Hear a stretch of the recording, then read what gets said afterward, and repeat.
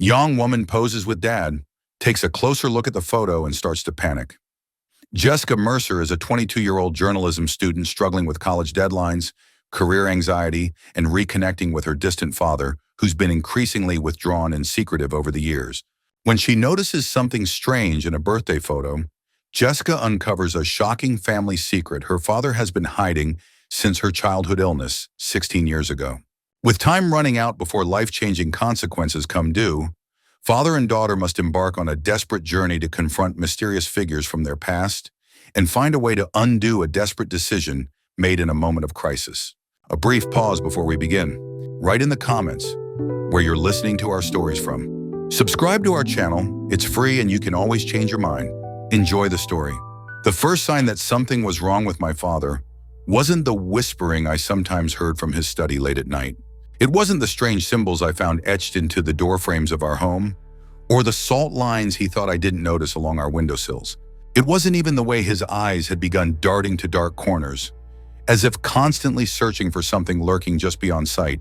No, the first undeniable sign came on his 52nd birthday, when I finally convinced him to take a selfie with me at sunset, something he'd been avoiding for years. It wasn't until I got home and examined the photo that I discovered why. Everyone in the background, the waitress, the couple at the next table, the children playing near the water, cast long shadows across the restaurant's wooden deck as the sun sank behind the mountains. Everyone except my father. Where his shadow should have been, there was nothing but empty space, as if the sun's rays simply passed through him, as if he weren't truly there at all. And that was when I also spotted it. The figure standing at the water's edge, its own shadow impossibly long and twisted, stretching across the lake's surface, not toward the setting sun, but directly toward us, directly toward my father. My name is Jessica Mercer, 22 years old, journalism major, and up until yesterday, I thought my biggest challenge was finding an internship before graduation. Now I found myself staring at my laptop screen, finger hovering over the zoom button, wondering if I was losing my mind. I zoomed out, then in again. The shadowless anomaly remained. My hands trembled as I reached for my phone. 3 rings, then his voice. "Hey, sweetheart," Dad answered, that familiar warmth in his tone that had always made me feel safe. "Dad," my voice cracked. "Can you come over? There's something I need to show you." A beat of silence. Then, "Is it about the photo?" Ice slid down my spine. "How did you know?" "I'll be there in 20 minutes, he said, his voice suddenly flat. "Don't show anyone else. And Jessica, don't open your door for anyone but me." The line went dead. I paced my small apartment, the photo still open on my screen, drawing my eyes back like a magnet each time I passed. Was it a camera trick? Some weird lighting phenomenon? Dad had always been peculiar about photographs, avoiding them when possible, scrutinizing them carefully when not. I'd written it off as middle-aged vanity. Now I wasn't so sure. The knock came 17 minutes later. 3 sharp raps, our family code since I was a child. Dad looked older somehow, the lines around his eyes deeper than they'd been at dinner just hours before. He didn't remove his coat, just stood in my entryway, hands deep in his pockets. "Show me," he said. I led him to my laptop, pointed at the screen. "Your shadow," I whispered. "It's not there." He nodded slowly, unsurprised. "And there's someone watching us." I pointed to the figure at the lake's edge. "Dad, what's going on?" He sank onto my couch, suddenly looking every one of his 52 years. "Sit down, Jess." He patted the cushion beside him. "Do you remember when you were 6 and you got so sick?" I nodded. Those memories were hazy but persistent. The hospital's antiseptic smell, the beeping machines, my mother's tear-streaked face. The doctors said it was some kind of rare infection. They didn't think I'd make it. They were right. Dad's voice was hollow. "By all medical science, you should have died that night. Your kidneys were failing, your lungs filling with fluid. We were told to say goodbye." My mouth went dry. "But I didn't die." "No." His eyes drifted to the window, to the darkness outside. "You didn't." "Dad, you're scaring me." He took my hands in his. That night, after the doctors left us, I went to the hospital chapel. Not to pray, I'd never been religious. I was angry, desperate. I would have done anything. His grip tightened. And something answered. The room seemed to grow colder. "What do you mean?" something answered. "Not a God. Not anything I could fully see or understand. Just a presence in the dark. A voice that seemed to come from everywhere and nowhere." Dad's eyes glistened with tears. "It offered me a deal. Your life for a price. My heart pounded so hard I could hear it. What price? My soul, he whispered. Not immediately. I'd have time. Time to see you grow up, to know you'd be okay. 20 years, it promised. 20 years when I could still be here with you, though not entirely whole. And then what? My voice came out as barely a squint. Then it would come to collect. The deadline is tomorrow night. Disbelief warred with the evidence on my screen. The shadowless man before me, the watching figure with its impossible shadow. That's crazy, Dad. Souls aren't real. They can't be traded. I didn't believe in them either. A sad smile touched his lips, until I felt the moment mine was taken. It was like a part of me dissolved. Not my personality or my mind, but something deeper. Most people never notice I cast no shadow. They see what they expect to see. But cameras don't lie, not about this. I stood abruptly, pacing again. So what, tomorrow night some demon or whatever comes and takes you away? That's it? Game over? That was the deal. And you've known this was coming for 16 years? Anger flared, hot and unexpected. You never thought to mention it? Never tried to find a way out? Of course I did, his voice rose, then softened again. I've spent years researching, consulting people who understand these things. Most were charlatans. Some weren't. But the answer was always the same, a deal is a deal. So that's it? You're just giving up? Tears blurred my vision. Dad stood, walked to my bookshelf, running his finger along the spines of my journalism textbooks. I wasn't going to tell you at all. I was going to disappear, let you think I'd left. It seemed kinder than the truth. How is that kinder, I demanded. Because what happened to me was my choice. The consequences are mine to bear. He turned back to me. But then I found something 3 days ago. An obscure text that suggests these entities, whatever they are, follow certain rules. That their contracts have loopholes. Hope surged through me. What kind of loopholes? A soul freely given can only be claimed from the one who gave it, he recited, like a line memorized from endless repetition. But if that soul is somehow restored before collection, the debt is considered paid. Restored? How do you restore a soul? Dad's expression grew grim. That's where it gets complicated. The text wasn't specific, but it suggested that in cases like mine, the soul isn't truly gone, just separated, held in trust until collection. If we could find where it's being kept, we could steal it back, I finished. Essentially, yes. Dad glanced at the clock on my wall. We have less than 24 hours, and we're not the only ones who know time is running out. I followed his gaze back to my laptop screen, to the figure watching from the tree line, its twisted shadow reaching across the water. What is that thing? I whispered. A watcher. A servant. They rarely interact directly, but they observe. This one's been following me for weeks. It knows the deadline approaches. Dad's voice hardened. And it's not going to let me find a loophole without a fight.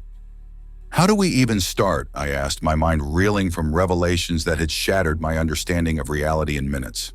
Dad reached into his coat pocket and withdrew a small leather journal, its pages yellowed and worn. With this, the man who helped me make the deal in the first place. He's not exactly human either, but he has his own reasons for helping people like me. People desperate enough to sacrifice everything. He opened the journal to a page marked with a red ribbon. A name and address were written in faded ink. Solomon Reed, I read aloud. Dad, this address is 3 hours away in the mountains. I know. We need to leave now, before it realizes what we're planning. He met my eyes, his own filled with a mixture of fear and determination. I understand if you don't want to come. This isn't your fight, and it could be dangerous. I thought of the figure by the lake, of its shadow reaching for my father, of 16 years without knowing the sacrifice he'd made for me. I'm coming, I said firmly. Let me pack a bag. As I threw clothes and essentials into my backpack, a question gnawed at me. Dad, I called from my bedroom, if you succeed, if we get your soul back, what happens to our deal? Would I couldn't finish the question, but he understood. The price was my soul, not your life, he answered quietly. What was healed cannot be unhealed. Your life is your own now, has been since that night. That's why I made the deal in the first place. Relief flooded through me, only to be replaced by determination. My father had traded his soul for my life. The least I could do was help him get it back. But as we headed for the door, my phone buzzed with a text. Unknown number. The agreement cannot be broken. Interference will have consequences. I showed Dad the screen. His face paled. "It knows," he whispered. "We need to go. Now." As we rushed to his car, I glanced back at my apartment window. For just a moment, I thought I saw a tall, thin silhouette standing behind the glass, watching us leave. But when I blinked, there was nothing there at all. Nothing but a long, twisted shadow stretching across my living room floor, though there was no one there to cast it. The headlights of Dad's old Volvo cut through the darkness as we sped along the mountain highway. Rain had started falling about an hour into our journey, light at first, then growing steadily heavier until it drummed against the roof in an angry percussion. Neither of us had spoken much since leaving the city. What was there to say? My father had sold his soul to save my life, and now some supernatural entity was coming to collect. The reality of it seemed both absurd and terrifyingly concrete. I studied Dad's profile as he drove, hands gripping the wheel too tightly. In the green glow of the dashboard lights, I could see the tension in his jaw, the haunted look in his eyes that I'd noticed growing stronger over the past few months, but had attributed to work stress or middle-age melancholy. "You should try to sleep," he said, sensing my gaze. "It's going to be a long night." "Not exactly the best time for a nap," I replied, attempting levity that fell flat. "Besides, I have questions." 16 years worth, actually," Dad sighed. "Fair enough." "This Solomon Reed," I began, holding up the journal. "Who is he exactly?" "A broker," Dad answered after a moment's hesitation. "Someone who facilitates arrangements between our world and others." "A demon?" Dad's laugh was humorless. "No, just someone who's lived a very long time and learned things most people never do. He was once like us, desperate, searching for answers medicine couldn't provide." "For himself?" "His daughter." Dad's voice softened. "Like father, like daughter, I guess." The parallel sent a chill through me. "What happened to her?" "She lived. He paid." Dad's knuckles whitened on the steering wheel. "But he found ways to extend his usefulness, to become valuable enough that they kept him around. Now he helps others make similar arrangements. But he also keeps records, studies the entities, looks for weaknesses in their systems. Like loopholes in contracts." "Exactly." Dad glanced at me. "When I made the deal, he slipped me that journal. Told me to read it only when the deadline approached. Said it would be too tempting otherwise." "Too tempting?" Dad was quiet for a long moment. "People have tried to cheat these deals before, Jess. It never ends well. For anyone." The implication hung heavy in the car. "Whatever we were attempting was dangerous, not just for Dad." Thunder cracked overhead, and the rain intensified, sheeting down the windshield faster than the wipers could clear it. The mountain road grew steeper, narrower. "We're getting close," Dad murmured, peering through the downpour. "Reed lives off the grid. No electricity, no phone. The kind of place you can't find unless you already know where it is." As if on cue, the GPS signal on the dashboard flickered and died. "Great," I muttered. Dad made a sharp turn onto an unmarked dirt road. Little more than a track, really, that I wouldn't have noticed if he hadn't been looking for it. The Volvo bumped and jostled over the uneven terrain, muddy water splashing up against the windows. "How do you know he's still here?" I asked. "It's been 16 years. "He'll be here," Dad said with certainty. "He doesn't leave. Can, actually." Before I could ask what that meant, the headlights illuminated a small cabin nestled among the pines. Unlike the rustic vacation rentals that dotted these mountains, this place looked ancient, as if it had grown from the forest floor rather than been built upon it. The windows were dark, but smoke curled from the stone chimney despite the rain. Dad killed the engine. "Stay close to me," he instructed. "Don't wander. Don't touch anything unless he says it's okay. And whatever happens, don't accept anything he offers you. No food, no drink, nothing." "I've read enough fairy tales to know that much," I said, trying to sound braver than I felt. We dashed through the downpour to the cabin's porch. No doorbell, just a heavy iron knocker shaped like a hand. Dad grasped it, hesitated for just a moment, then brought it down 3 times against the weathered wood. The sound echoed with unnatural resonance, as if the knocks were traveling through a much larger space than the small cabin suggested. For a long moment, nothing happened. Then slowly, the door creaked open. The man who stood in the doorway wasn't what I expected.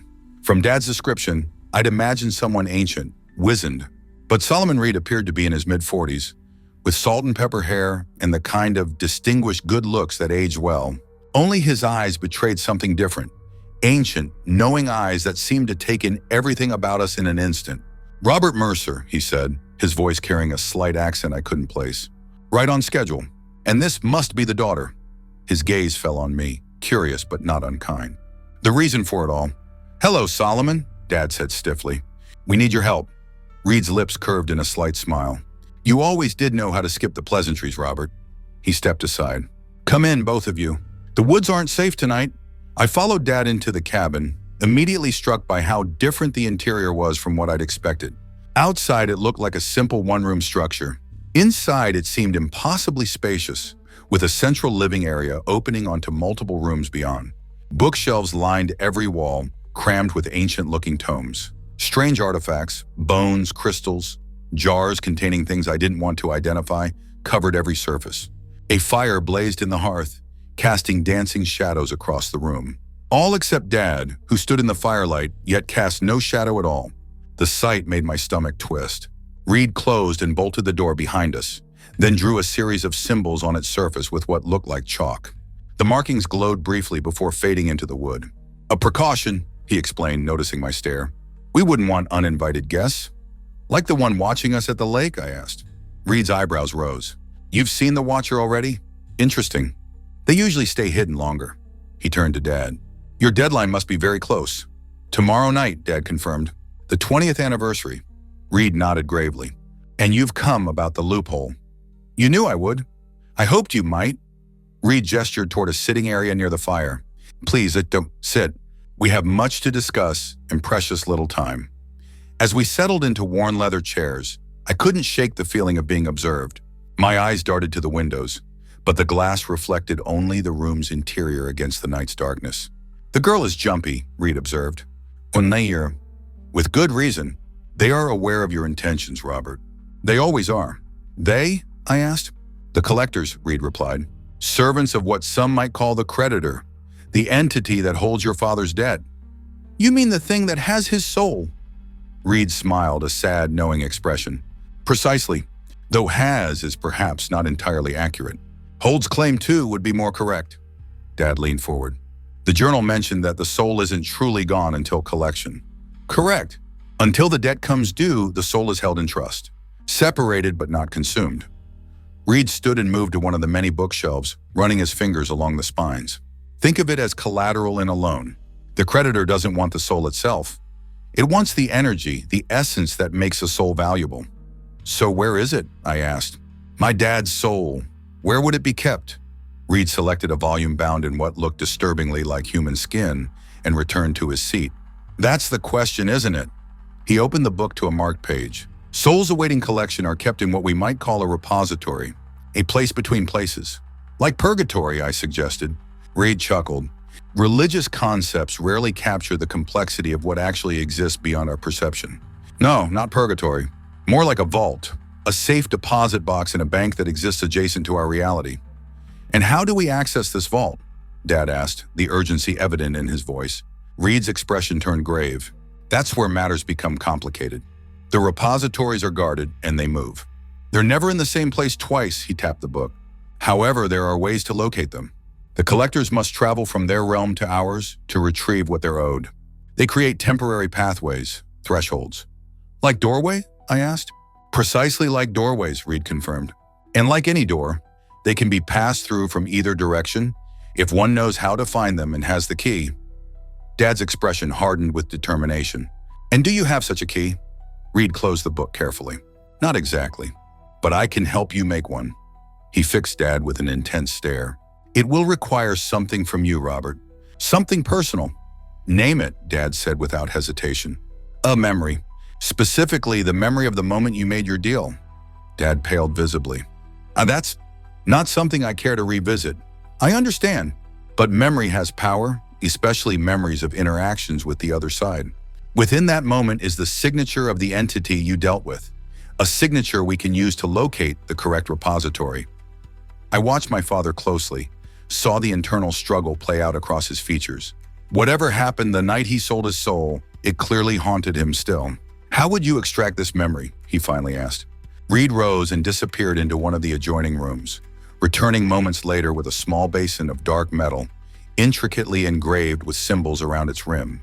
This is a memory well, he explained, setting it on a low table between us. I'll guide you back to that moment, and when you're there, you'll Release it. The well will capture the essence of the memory, preserving the details we need while allowing you to retain your recollection of it. Will it hurt? I asked, suddenly protective. Reed's eyes softened slightly. Not physically, but reliving such a moment is never easy. Dad straightened his shoulders. I'll do it. Wait, I interjected. What happens after we get the memory? How do we find this threshold? The threshold will appear at the place where your father's debt is to be collected, Reed explained, usually where the deal was initially struck. A chill ran through me. The hospital chapel, Dad nodded grimly. Scene, Michael's. Where it all began. Reed placed a hand on the memory well. Once we have the signature, I can create a key that will allow you to see the threshold when it begins to form. Without it, you'd never notice it until too late, until the collector had already come through. And then what? Dad asked. We go through this doorway, find my soul, and what? Just take it back? Reed's expression grew troubled. That's where the true danger lies. The repositories are not meant for the living to enter. The rules of our reality don't fully apply there. And the guardians, he trailed off. The guardians what? I pressed. They were once like us, Reed said quietly. People who tried to cheat their deals and failed. Now they serve the creditor for eternity. A heavy silence fell over the room, broken only by the crackling of the fire and the distant rumble of thunder. There's something else you should know, Reed added after a moment. If you succeed, if you reclaim your soul before it's collected, there will be consequences. What kind of consequences? I demanded. The creditor doesn't like to lose, Reed said simply. It might seek alternative compensation. My blood ran cold. You mean me? It might come after me. Not directly, Reed clarified. The healing that saved your life cannot be undone. That part of the contract remains intact. But it might attempt to make a new arrangement, to tempt you as it once tempted your father. Dad stood abruptly. Then we make sure it never gets the chance. He turned to Reed. Let's do this. Extract the memory, create the key. We're running out of time. Reed nodded and began preparing the ritual, arranging candles around the memory well and adding what looked like herbs and dark liquid to its depths. As he worked, I moved to the window, peering out into the storm. The rain had eased slightly, but the darkness seemed somehow deeper than before. That's when I saw it. A tall, thin silhouette standing at the edge of the trees, perfectly still despite the wind that bent the branches around it. Even from this distance, I could see its shadow stretching impossibly toward the cabin, reaching, searching. Dad, I whispered urgently. It's here. The Watcher. Reed appeared beside me, his expression grim. It can't enter. The wards will keep it out. But its presence confirms my suspicions. He turned to Dad. They know what you're planning, Robert. And they're not going to let you succeed without a fight. Then we'd better get moving, Dad said, rolling up his sleeves as he approached the memory well. Reed guided him to sit before the basin. Close your eye, he instructed. Think back to that night. The hospital. The chapel. The moment your desperation drew their attention. As Dad closed his eyes, his breathing slowed. The candles around the memory well flickered despite the absence of any breeze. Remember, Reed murmured, his voice taking on a hypnotic quality. Remember the darkness, the presence that answered your plea. The terms of your agreement. Dad's face contorted in pain or fear, perhaps both. His hands gripped the arms of his chair so tightly his knuckles turned white. That's it, Reed encouraged. Now reach into that memory. Feel its weight. And when I count to 3, let it go. 1, 2, 3, Dad gasped, a sound of such profound distress that I started toward him instinctively. Reed held up a hand, stopping me. The candles flared suddenly, their flames shooting upward. Within the memory well, the dark liquid began to swirl, forming patterns that made my eyes hurt to look at them. Then as quickly as it had begun, it was over. The candles returned to normal, and Dad slumped in his chair, breathing heavily. Reed examined the contents of the well, his expression unreadable. Did it work? I asked, moving to Dad's side, placing a hand on his shoulder. Reed nodded slowly. Yes, I have what we need. He looked up, his ancient eyes meeting mine. But there's a complication. What kind of complication? Dad asked weakly. The entity that holds your contract. I recognize its signature. Reed's voice was tight with controlled fear. It's older and more powerful than I suspected. And if it's involved directly rather than through intermediaries. A deafening crack of thunder shook the cabin, making us all jump. The fire in the hearth died suddenly, plunging the room into darkness. It knows, Reed whispered. It knows, and it's angry. As my eyes adjusted to the darkness, I noticed something horrifying. The shadows in the room, cast by the dim emergency lights that had clicked on automatically, were all moving, stretching, reaching toward my father, all except Dad himself, who still cast no shadow at all. Reed moved with surprising speed, grabbing a jar of what looked like salt from a nearby shelf and creating a circle around us. "We don't have much time," he said urgently. "I need to create the key now before—" The windows exploded inward, showering us with glass. Cold wind and rain whipped through the cabin, sending papers and lightweight objects flying. And with it came a sound, not quite a voice, not quite a howl, that seemed to bypass my ears and speak directly to my mind. "Mine!" Reed grabbed Dad's hand, slicing his palm with a small knife before I could react. Blood dripped into the memory well, mixing with its contents. "Hold out your hand, Wes," Reed commanded me. "What? Why?" "The key must be linked to both of you, father and daughter, the one who made the sacrifice and the one it was made for. Your blood, your strength together, is the only chance he has." I hesitated only a moment before extending my hand. The cut stung, but I hardly noticed as I watched my blood join Dad's in the well. The mixture began to glow with an eerie blue light. Reed muttered words in a language I didn't recognize. His face illuminated from below in a way that emphasized every line, every shadow. Outside, something slammed against the door. Once, twice, 3 times. The symbols Reed had drawn earlier flared brightly with each impact, but I could see cracks forming in the wood. "It's coming," Dad whispered, his eyes wide with terror. "It's coming early." "No," Reed said, working faster now. "Not the collector itself, just its servants, its watchers. But they're strong enough." The pounding at the door grew more insistent. One of the hinges gave way with a screech of protesting metal. "Almost done," Reed muttered. The mixture in the well was now boiling, though it gave off no heat. He reached into it and, to my astonishment, pulled out what appeared to be a small, glowing blue stone. "Take this," he said, pressing it into my hand. "When you reach the hospital chapel, hold it before you. It will reveal the threshold when it begins to form." The door splintered further. Through the widening cracks, I glimpsed multiple tall, thin silhouettes, their elongated fingers reaching through. "Go!" Reed shouted, shoving us toward what I hadn't noticed before. A trap door in the floor, partially hidden under a rug. "There's a tunnel. It leads to a clearing where you can reach your car. Follow the blue lights. They'll guide you." "What about you?" I asked as Dad pulled up the trapdoor. Reed's smile was grim. "I'll hold them off." "It's what I do." "They'll kill you," Dad protested. "They can't," Reed replied with a bitter laugh. "That's my curse. Now go!" Dad descended the ladder first. I moved to follow, then paused to look back at Reed, who was now standing between us and the failing door, his arms outstretched as if to shield us. "Thank you," I said. Reed glanced over his shoulder.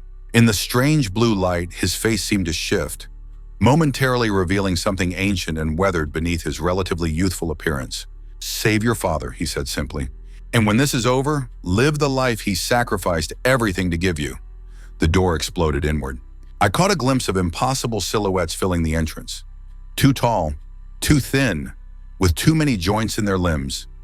Before Dad pulled me down into the tunnel and slammed the trap door shut above us. As promised, small blue lights illuminated a narrow earthen passage. The sounds of chaos erupted above us. Crashes, inhuman shrieks, and Reed's voice chanting in that strange language. "Move," Dad urged, pulling me along the tunnel. "We don't have much time." We ran through the darkness, following the blue lights, the sounds of destruction fading behind us.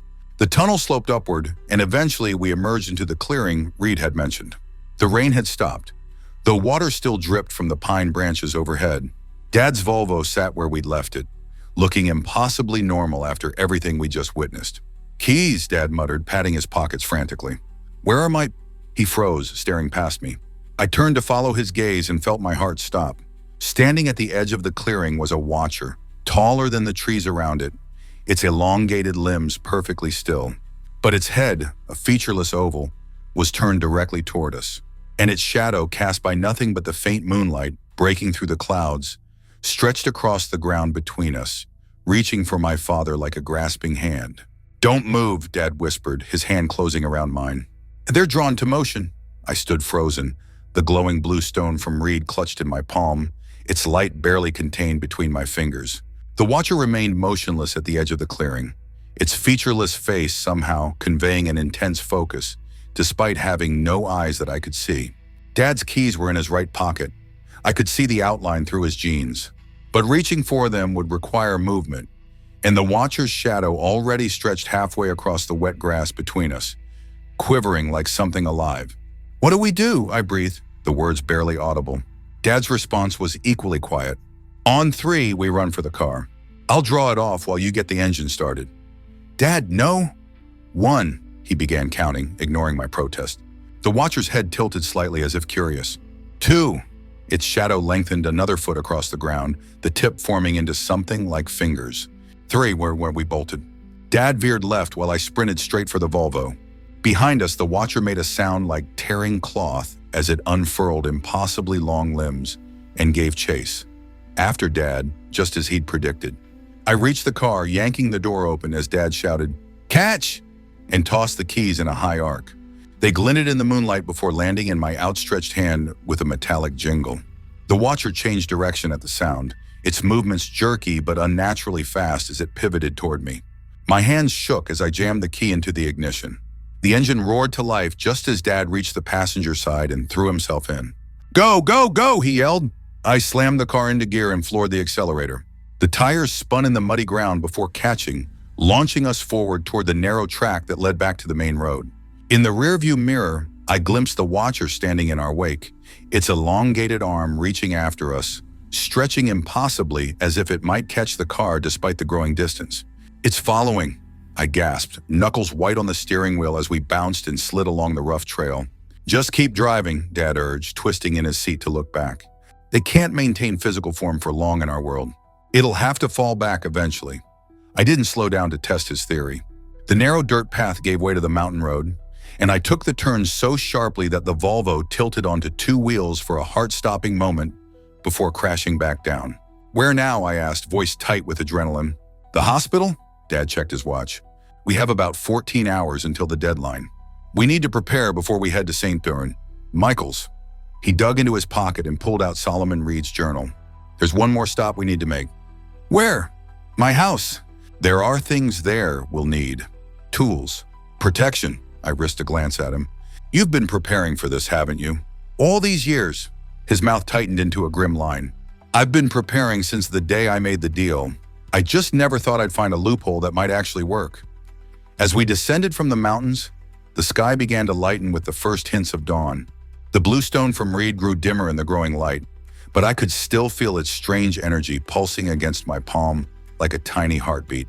My mind raced with questions as we drove, but I kept coming back to one thing that Reed had said, that the entity holding Dad's soul was older and more powerful than he'd expected. "Dad," I ventured after we'd been driving in silence for nearly an hour, "what exactly did you see that night in the hospital chapel? What answered when you offered your soul?" His face darkened, and for a moment I thought he wouldn't answer. Then he sighed, shoulders slumping as if the weight of the memory physically pressed down on him. "Nothing at first," he said quietly. "Just darkness. I was crying, praying to a God I didn't even believe in. The doctors had given up. Your mother was sedated. She'd collapsed when they told us to say goodbye. I was alone, desperate." He paused, staring out the window at the passing landscape. Then the lights went out. Not just in the chapel, everywhere. The emergency generators should have kicked in, but they didn't. And in that perfect darkness, I felt a presence. Not something I could see, but something I could feel watching me, evaluating me. Dad's voice had taken on a distant quality, as if he were speaking from someplace far away. A voice spoke without sound. "Here, inside my mind," he tapped his temple. "It knew what I wanted. It knew I would pay any price. It told me it could save you, but the universe demands balance. A life extended requires payment." "Your soul," I whispered. He nodded. "My soul. 20 years more of life with you, watching you grow up, and then collection." I agreed without hesitation. A bitter smile touched his lips. The power went back on. "I ran to your room, and the doctors were already buzzing around in confusion. Your vitals had stabilized. The infection was retreating. By morning, you were sitting up, asking for breakfast." The weight of his sacrifice pressed down on me like a physical force. 20 years of his life, knowing what was coming. "And all for me. Why didn't you ever tell me?" I asked, unable to keep the hurt from my voice. "What would you have done knowing?" he countered gently. "Lived your life under that shadow. Spent years trying to find a way out, like I did? I wanted you to have a normal life, Jess. That was the whole point. Before I could respond, movement in the rearview mirror caught my eye. A dark smudge on the horizon, moving too fast. "Dad," I said, my voice tight, "I think we've got company." He twisted to look through the rear window. "Damn, they're persistent." He turned back to me. "How's your gas?" I glanced at the gauge. "Half tank." "Why?" "We might need to make a detour." "Take the next exit." I followed his instructions, veering off the highway onto a state road that cut through farmland. The sun had fully risen now, casting long shadows across the fields. "Where are we going?" I asked. "Holy ground," Dad replied. "They're limited there. Can't fully manifest." A church appeared ahead, small white clapboard with a modest steeple. I pulled into the gravel parking lot and cut the engine. "Now what?" "We wait." Dad reached into the glove compartment and removed a small cloth bag. "And we prepare." He opened the bag and pulled out a vial of clear liquid and what looked like a piece of chalk. "Holy water and blessed chalk," he explained, seeing my expression. "Not as powerful as what Reed used, but it might help." "You've been carrying that around for years?" "Along with these." He showed me a silver chain with a small cross pendant and a ring made of some dark metal. "Iron repels certain entities. Silver burns others. Take these." He handed me the necklace, then slipped the ring onto his own finger. "Do you really think these will help?" I asked, fastening the chain around my neck. "They can't hurt." Dad peered through the rear window. "I don't see our pursuer anymore, but that doesn't mean it's gone. They're patient, methodical." I touched the blue stone in my pocket, feeling its subtle vibration. "Reed said this would reveal the threshold when it begins to form, but he didn't explain how we're supposed to get my soul back once we find it." Dad opened Solomon's journal, flipping through the pages. "There are instructions here. Rituals for opening the threshold, for navigating the space between.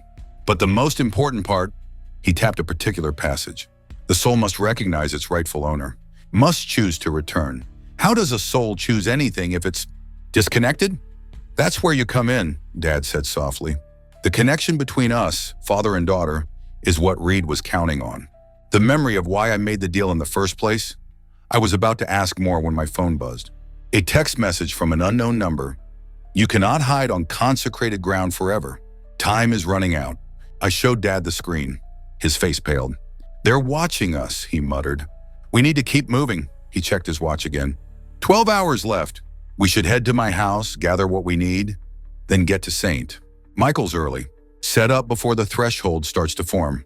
I started the car and pulled back onto the road, constantly checking the mirrors for signs of pursuit. The bright morning sunlight should have been reassuring, but somehow the ordinary daylight made everything more surreal. As if we were moving between two worlds, the normal one everyone else inhabited, and the shadow realm we'd glimpsed with its watchers and soul brokers. "Tell me about the shadow," I said, needing to fill the silence. "When did you first notice it was gone?" Dad seemed grateful for the distraction. "About a week after the deal. I caught a glimpse of myself in a store window. Just me, no shadow. Nearly had a heart attack right there on Main Street." A rueful smile crossed his face. "Most people never notice. Their brains fill in what should be there. Cameras don't lie, though. And Mom? Did she know?" Dad was quiet for a long moment. "No. By the time I realized what had happened, you were better and she was so happy." "How could I tell her the cost? When she left 3 years later, I think she sensed something was wrong, but she never knew what. The weight of all he'd carried alone pressed down on me." "I'm sorry," I whispered. "Don't be," he replied firmly. "Every second of watching you grow up was worth it. I'd make the same choice again." We drove in silence after that, each lost in thought as the miles passed. It was just past noon when we pulled into the driveway of Dad's modest suburban home. "Wait here," he instructed as he got out. "I'll make sure it's safe." I watched him approach the front door, key in hand. He hesitated before inserting it, examining the doorframe carefully. Satisfied, he unlocked the door and disappeared inside. 5 minutes passed, then 10. Uneasiness crept up my spine. "Dad?" I called out, stepping from the car. No response. I approached the house cautiously, Reed's blue stone clutched in my hand. The door stood ajar, the hallway beyond dark despite the midday sun. "Dad?" I called again, pushing the door wider. The interior was cool and still. Nothing seemed disturbed, but an oppressive silence hung in the air, as if the house itself were holding its breath. I moved through the entryway toward the living room, every sense on high alert. "Dad, where are you?" A soft sound came from upstairs, a creak of floorboards. Relief flooded through me. He was just gathering supplies as planned. "Dad, you scared me," I called, heading for the stairs. "We should hurry." I was halfway up when I noticed something odd. A shadow on the wall of the staircase. A tall, thin shadow that didn't match any object visible in the house. A shadow that moved independently, stretching toward me. Ice flooded my veins. I backed down the stairs, nearly tripping in my haste. "Dad!" I screamed. "Dad, where are you?" The floorboards creaked again, and a figure appeared at the top of the stairs. For one horrible moment, I thought it was a watcher. Then I recognized my father's familiar outline. But something was wrong. He moved stiffly, his eyes unfocused. "Dad?" I whispered. He descended the stairs mechanically, and as he came into the light from the front windows, I gasped. His face was blank, expressionless. And behind him loomed a shadow, not his own, for he still cast none, but one that mimicked his movements, like a dark puppeteer. "Jessica," he said, his voice oddly flat. "You shouldn't have come inside." "Dad, what's happening?" "What's wrong with you?" "Nothing's wrong," he replied in that same emotionless tone. "Everything is as it should be. I've reconsidered my position. A deal is a deal after all." The shadow behind him shifted, growing larger. Dad took another step toward me. "You're not my father," I said, backing away. A smile spread across his face. "All wrong, too wide." "Of course I am, Jessica. I've simply come to terms with my fate. You should too." He held out his hand. "Give me the stone. We don't need it anymore." My back hit the wall. Dad, or whatever was controlling him, was between me and the front door. My only escape route was deeper into the house. "The deal was for my soul, not my daughter's," Dad's voice said, though his lips barely moved in sync. "Give us the stone, and you walk away unharmed. Fight us, and you share his fate." The shadow behind him writhed, taking on a form of its own, tall, impossibly thin, its elongated head looming over Dad's shoulder. I clutched the blue stone tighter, feeling it pulse against my palm. "I know you're in there, Dad," I said desperately. "Fight it. You fought for 16 years. Don't give up now." Something flickered in his eyes. A moment of clarity, of the real Robert Mercer. "Jess," he gasped, his voice his own again, strained with effort. "Run!" I didn't hesitate. I darted past him, shoving him aside as the shadow screeched in rage. Dad collapsed against the wall as if his strings had been cut. "Basement," he wheezed as I hesitated beside him. "Go!" I sprinted down the hallway toward the basement door, the shadow detaching itself from my father's crumpled form to pursue me. I yanked the door open and plunged into the darkness below, taking the stairs two at a time. The basement was finished, a rec room with a couch, TV, and small kitchenette. I slammed the door behind me, knowing it wouldn't hold whatever was coming, and frantically searched for weapons, tools, anything. My eyes fell on a metal lockbox on a shelf. Dad had mentioned tools, protection. Might that be what he'd come for? I grabbed it just as the basement door splintered open above. The shadow poured down the staircase like liquid darkness, reforming at the bottom into the familiar, tall, thin silhouette of a watcher. There was no other exit, nowhere to run. I backed up against the far wall, the lockbox clutched to my chest with one hand, the blue stone in the other. The watcher advanced slowly, savoring my fear. This close, I could see details I wished I couldn't. The way its limbs bent at impossible angles, the faint suggestion of a mouth in its featureless face, a vertical slit that never opened, but somehow conveyed hunger. "Stay back," I warned, holding out the stone as if it were a weapon. To my surprise, the watcher hesitated, its head tilting in that curious way I'd seen in the clearing. The blue stone pulsed brighter, its light seeming to push against the darkness of the entity. A guttural sound emanated from the watcher. Not quite language, but communication nonetheless. It took another step forward, more cautious now. Realization struck me. It feared the stone, or at least respected its power. I thrust it forward more confidently. "Get out," I commanded. "Leave my father alone and get out of this house." The watcher's form wavered, like heat shimmer on asphalt. For a moment, I thought it might retreat. Then the basement lights flickered, and in the momentary darkness, it lunged. Long fingers closed around my wrist, burning cold like frostbite. I screamed, dropping the lockbox as I was lifted off my feet. The watcher brought me close to its face, that vertical slit widening slightly as if tasting my fear. With my free hand, I pressed the stone directly against what passed for its chest. Light exploded between us, brilliant blue-white that filled the basement, casting no shadows. The watcher shrieked, a sound like metal grinding against metal, and released me. I fell hard, scrambling away as the entity writhed in the stone's light. Its form destabilized, melting into the shadows of the basement, retreating up the stairs in a rush of darkness. Silence fell. I remained frozen, waiting for its return, but nothing came. Eventually, I became aware of footsteps above, human footsteps, slow and dragging. "Jess!" Dad's voice called down, weak but his own. "Jess, are you okay?" I grabbed the lockbox and hurried up the stairs, finding Dad leaning heavily against the wall, pale and shaken. "It's gone," I told him, showing him the stone, which still glowed faintly.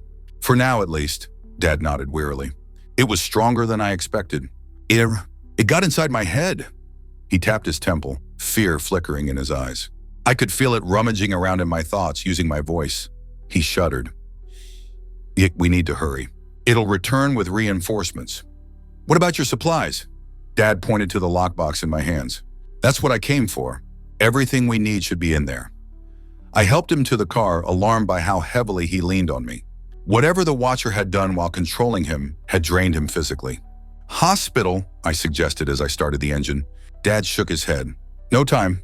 We need to get to St. Michael's. Set up before the threshold appears." He checked his watch. 8 hours left. As we pulled away from the house, I glanced in the rearview mirror. Standing in an upstairs window was a tall, thin silhouette watching us leave. But this time, it wasn't alone.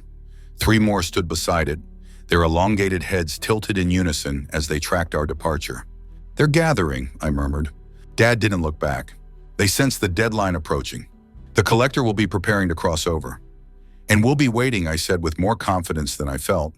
The lockbox secure in my lap, the stone warm in my pocket. Dad smiled grimly. "Yes, we'll be waiting." As we drove toward St. Michael's Hospital, the setting for both the beginning of this nightmare and hopefully its end, I couldn't help but wonder what waited for us on the other side of the threshold. What guardians protected the repository where my father's soul was kept? And would the connection between us truly be enough to reclaim what had been taken? The afternoon sun slanted through the car windows, casting shadows across the dashboard, all except my father, who drove beside me, shadowless but determined, toward whatever fate awaited us at the chapel where, 16 years ago, he had made the ultimate sacrifice for his daughter's life. Secretive. Michael's Hospital rose before us as we pulled into the parking garage, a 14-story monolith of glass and steel that had been renovated since my childhood illness.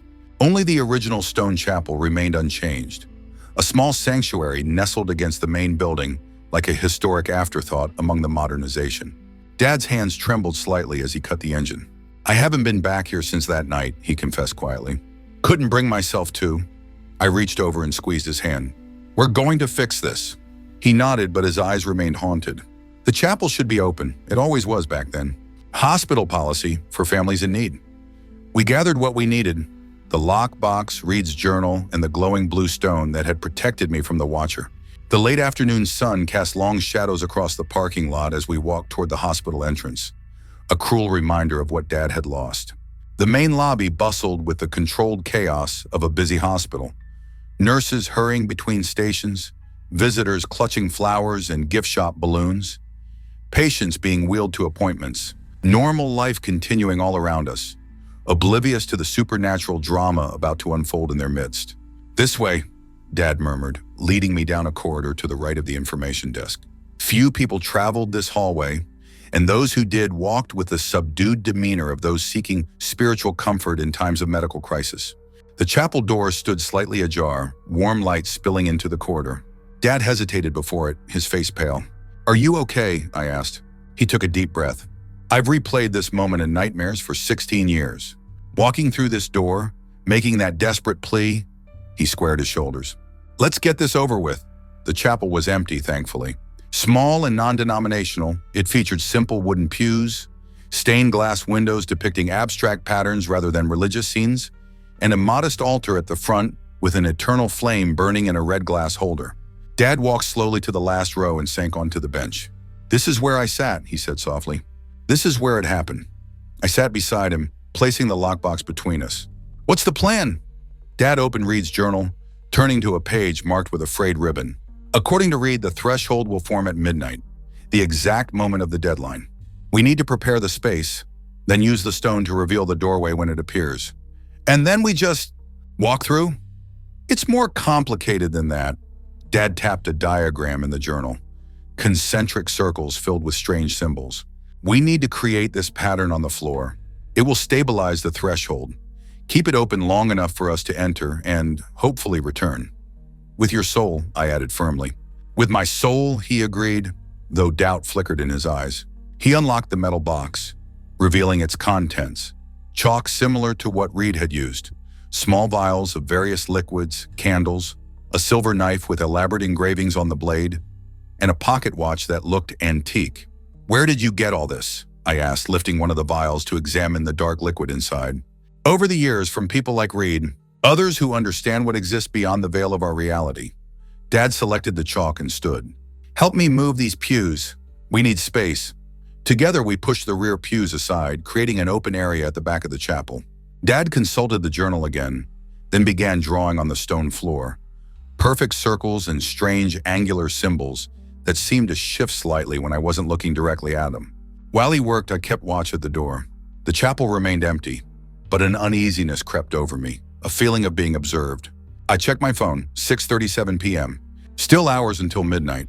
Dad, I said quietly, not wanting to break his concentration. What exactly happens at midnight? Does the collector just appear? Dad paused in his drawing.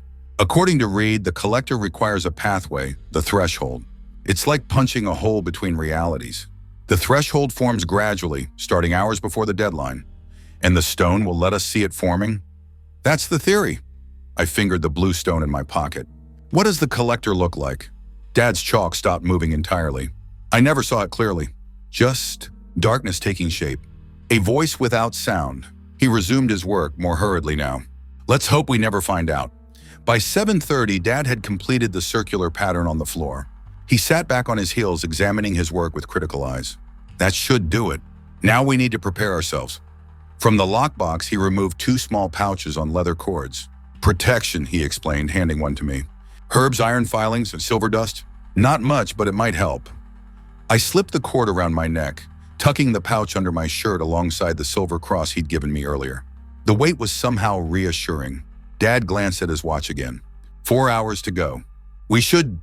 The chapel door slammed shut with a bang that echoed through the small space. The eternal flame on the altar flickered wildly, then stabilized. We were no longer alone. A man stood at the front of the chapel, tall, distinguished, in an impeccable charcoal suit. But as he turned to face us, I felt a chill run down my spine. His eyes were wrong, completely black, like polished obsidian. Robert Mercer, he said, his voice oddly melodic. And the daughter. How predictable. Dad moved in front of me protectively. Who are you? The man smiled, revealing teeth too perfect, too white. An interested party. One might say, a representative. Of the creditor, I guessed. The man's black eyes fixed on me, and it took every ounce of willpower not to look away. Clever girl. Yes, I speak for the one who holds your father's contract.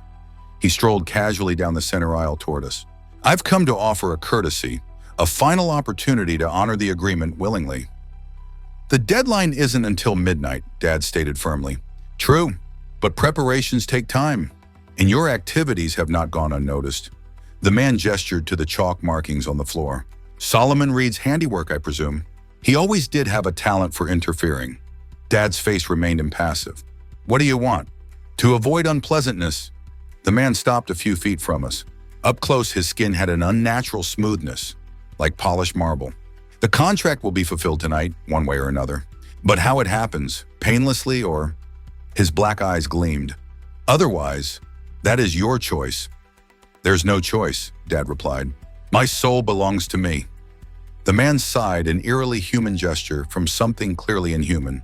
Your soul was traded, fairly and willingly, for the girl's life. He turned those bottomless eyes to me.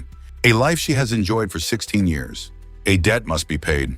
We found a loophole, I said, heart pounding but voice steady. A soul freely given can only be claimed from the one who gave it. But if that soul is somehow restored before collection, the debt is considered paid. Something flickered across the man's perfect features. Surprise quickly masked. Solomon has been sharing secrets he shouldn't possess. He stepped closer, and the temperature in the chapel seemed to drop. Let me be clear. The loophole you seek doesn't exist. Whatever Reed has told you is a lie designed to give false hope. You're lying, Dad said flatly. If there was no loophole, you wouldn't be here trying to talk us out of this. The man's expression hardened. Very well. Allow me to demonstrate the futility of your position. He raised one manicured hand, and the air in the chapel thickened, making it suddenly difficult to breathe. Dad gasped beside me, clutching his chest as he dropped to his knees. Stop it, I cried, kneeling beside him. What are you doing to him? Nothing that isn't already his fate, the man replied calmly. The connection between soul and body has been tenuous these past 16 years. I'm merely previewing the inevitable separation. Dad's face had gone gray, his breathing shallow and labored. In desperation, I grabbed the blue stone from my pocket and thrust it toward the man. The effect was immediate. Light blazed from the stone, and the man hissed, stepping back as if burned. The pressure in the air dissipated, and Dad drew in a ragged breath, color slowly returning to his face. The man's perfect composure had cracked, revealing something ancient and furious beneath the human facade. The creditor will not be denied, he said, voice dropping to an inhuman register that seemed to bypass my ears and vibrate directly in my bones. When midnight comes, the threshold will open, and the collector will come for what is owed. Then tell your collector to be ready for a fight, I shot back, still holding the stone before me like a shield. The man's form flickered for an instant, showing something tall and thin and wrong before settling back into human appearance. You have no idea what you're dealing with, child. The repository exists beyond your comprehension. The guardians there have broken stronger souls than yours. We'll take our chances, Dad said, struggling to his feet with my help. The man smiled again, cold and predatory. Indeed you will. He turned to leave, then paused. One final courtesy, a warning. The threshold works both ways. What comes through may not be what you expect. He glanced at the chalk circle on the floor. And Reed's little drawings won't protect you from everything.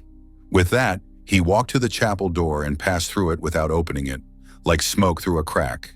Dad collapsed onto a pew, breathing heavily. That was a broker, he explained between gasps. Higher ranking than Reed. Closer to the creditor itself. Are you okay? I asked, still shaken by how easily the entity had incapacitated him. I will be. He took the stone from my hand, examining it with new respect. This is more powerful than I realized. Reed gave us a real weapon. I sat beside him, mind racing. He said the loophole doesn't exist. Of course he did. He's trying to discourage us. Dad flipped through Reed's journal. But his reaction when you mentioned it, that was real surprise. He didn't expect us to know about it. So it's true? We can get your soul back? We can try. Dad checked his watch again. 3 hours until midnight. We should finish the preparations. We worked methodically, following Reed's instructions. Dad placed candles at specific points around the chalk circle, while I mixed various substances from the vials in the lockbox according to his directions. The resulting liquid, clear but with an oily sheen, was poured into a small silver bowl. What is this for? I asked as Dad placed the bowl at the center of the circle. A beacon, he explained, to help us find the right soul among the many in the repository. How will we know which one is yours? Dad's expression softened. According to Reed, we'll know. A soul recognizes those it loves. The thought was simultaneously comforting and terrifying. The idea that something so fundamental, so essentially Dad, existed separately from his physical body. By 11:30, we had completed all the preparations Reed's journal prescribed. The circle gleamed on the floor, candles flickered at cardinal points, and the silver bowl sat ready at the center. Dad and I stood at the edge of the circle, the stone held between us. Now we wait, he said quietly. The minutes crept by with excruciating slowness. The chapel remained empty of human visitors, but the air grew increasingly heavy, charged like the atmosphere before a lightning storm. The candle flames burned blue at the edges, and the eternal flame on the altar pulsed with an unnatural rhythm. At 11:45, I felt the blue stone grow warm in my hand. Dad, I whispered, opening my palm to reveal the stone's brightening glow. He nodded grimly. It's starting. We moved to the edge of the chalk circle, watching as the stone's light intensified. Dad held Reed's journal open to the relevant page. When the threshold begins to form, he read, hold the stone toward it and speak these words. He pointed to a line of text in a language I didn't recognize. What does it mean? I asked. Roughly translated, I see what is hidden, I open what is closed. The chapel's lights flickered, then dimmed until only the candles and the blue stone illuminated the space. The air felt thick, resistant, as if we were suddenly underwater. "There," Dad breathed, pointing to a spot near the altar. At first I saw nothing. Then as I focused the stone's light in that direction, I began to discern something. A distortion in the air, like heat shimmer but vertical, a wavering line about 7 feet tall that seemed to bend the reality around it. "The threshold," Dad confirmed. "It's forming." We watched as the distortion grew more pronounced, a hairline fracture in the fabric of our world slowly widening. Through it, I caught glimpses of elsewhere. Not a place exactly, but a state of existence that hurt my eyes to look at directly. Angles that shouldn't be possible, distances that seemed both infinite and claustrophobically close. "It's almost midnight," Dad said, checking his watch with shaking hands. "We need to be ready." The silver bowl at the center of our circle began to vibrate, its contents rippling though nothing touched them. The candles flared higher, their blue-edged flames stretching toward the ceiling. "Remember the plan," Dad said urgently. "We go through together. We find my soul in the repository. We use the stone to release it. Then we get out, fast, before the collector realizes what we've done." What if we can't find it in time? The question that had been haunting me finally escaped. Dad met my eyes, his gaze steady despite the fear I knew he felt. "Then you leave without me. The stone will guide you back." He pressed it more firmly into my hand. "Promise me, Jess. If things go wrong, you save yourself." "I'm not leaving without you," I insisted. "Jessica," his voice broke slightly, "I made this deal to give you life. Don't waste it trying to save a man who's already lived 16 years on borrowed time." Before I could argue further, the chapel's ancient clock began to toll midnight. With each sonorous chime, the fracture in reality widened, the glimpses of elsewhere becoming clearer, more substantial. On the final stroke, the distortion split open like a wound, revealing a doorway of absolute darkness that somehow contained points of light like distant stars. The threshold had fully formed. Dad raised the journal and nodded to me. Together we spoke the words Reed had transcribed, our voices blending into one. "Videre quod occultatum, apparire quod clausum est." The blue stone blazed in response, its light connecting with the threshold in a beam that seemed to stabilize the opening, anchoring it to our reality.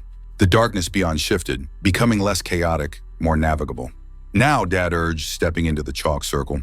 I followed, clutching his hand as we approached the threshold together. The air grew colder with each step, until our breath fogged before us. The candles surrounding our circle flared one final time, then extinguished simultaneously, leaving only the stone's light. At the edge of the threshold, Dad paused. "Whatever happens in there, remember, I love you. Everything I've done, I'd do again in a heartbeat." Tears pricked my eyes. "I love you too, Dad." Hand in hand, we stepped through the threshold into darkness. The sensation was indescribable, like falling upward, like being turned inside out and reassembled. For an eternal moment, I felt my consciousness scatter, fragments of my identity floating free before snapping back together as reality, or something approximating it, reasserted itself around us. We stood on what appeared to be a vast plain stretching to infinity in all directions. Above us, no sky but a darkness filled with points of light that were not stars. Below, the ground was solid, yet seemed to shift when viewed peripherally, patterns forming and dissolving like ripples in dark water. Most striking of all were the orbs, countless spheres of light floating at various heights above the plane, each one unique in color and intensity. Some pulsed like heartbeats, others remained steady. Some drifted aimlessly, while others moved with apparent purpose. "Souls," Dad whispered beside me, his voice distorted as if coming through water. "The repository." I raised the blue stone, which now cast a more focused beam, like a searchlight. As it swept across the nearest orbs, they reacted, some retreating, others approaching curiously. "How do we find your?" I asked, my own voice sounding strange to my ears. Dad consulted Reed's journal, which he still clutched in his free hand. "The beacon," he said. "The mixture in the bowl. It contains my blood, my essence. It should call to what's mine." He began walking forward, and I stayed close beside him. The orbs parted around us like schools of fish, some emanating what felt distinctly like emotions. Curiosity, fear, longing. I wondered fleetingly how long some had been here, waiting for collection or perhaps rescue.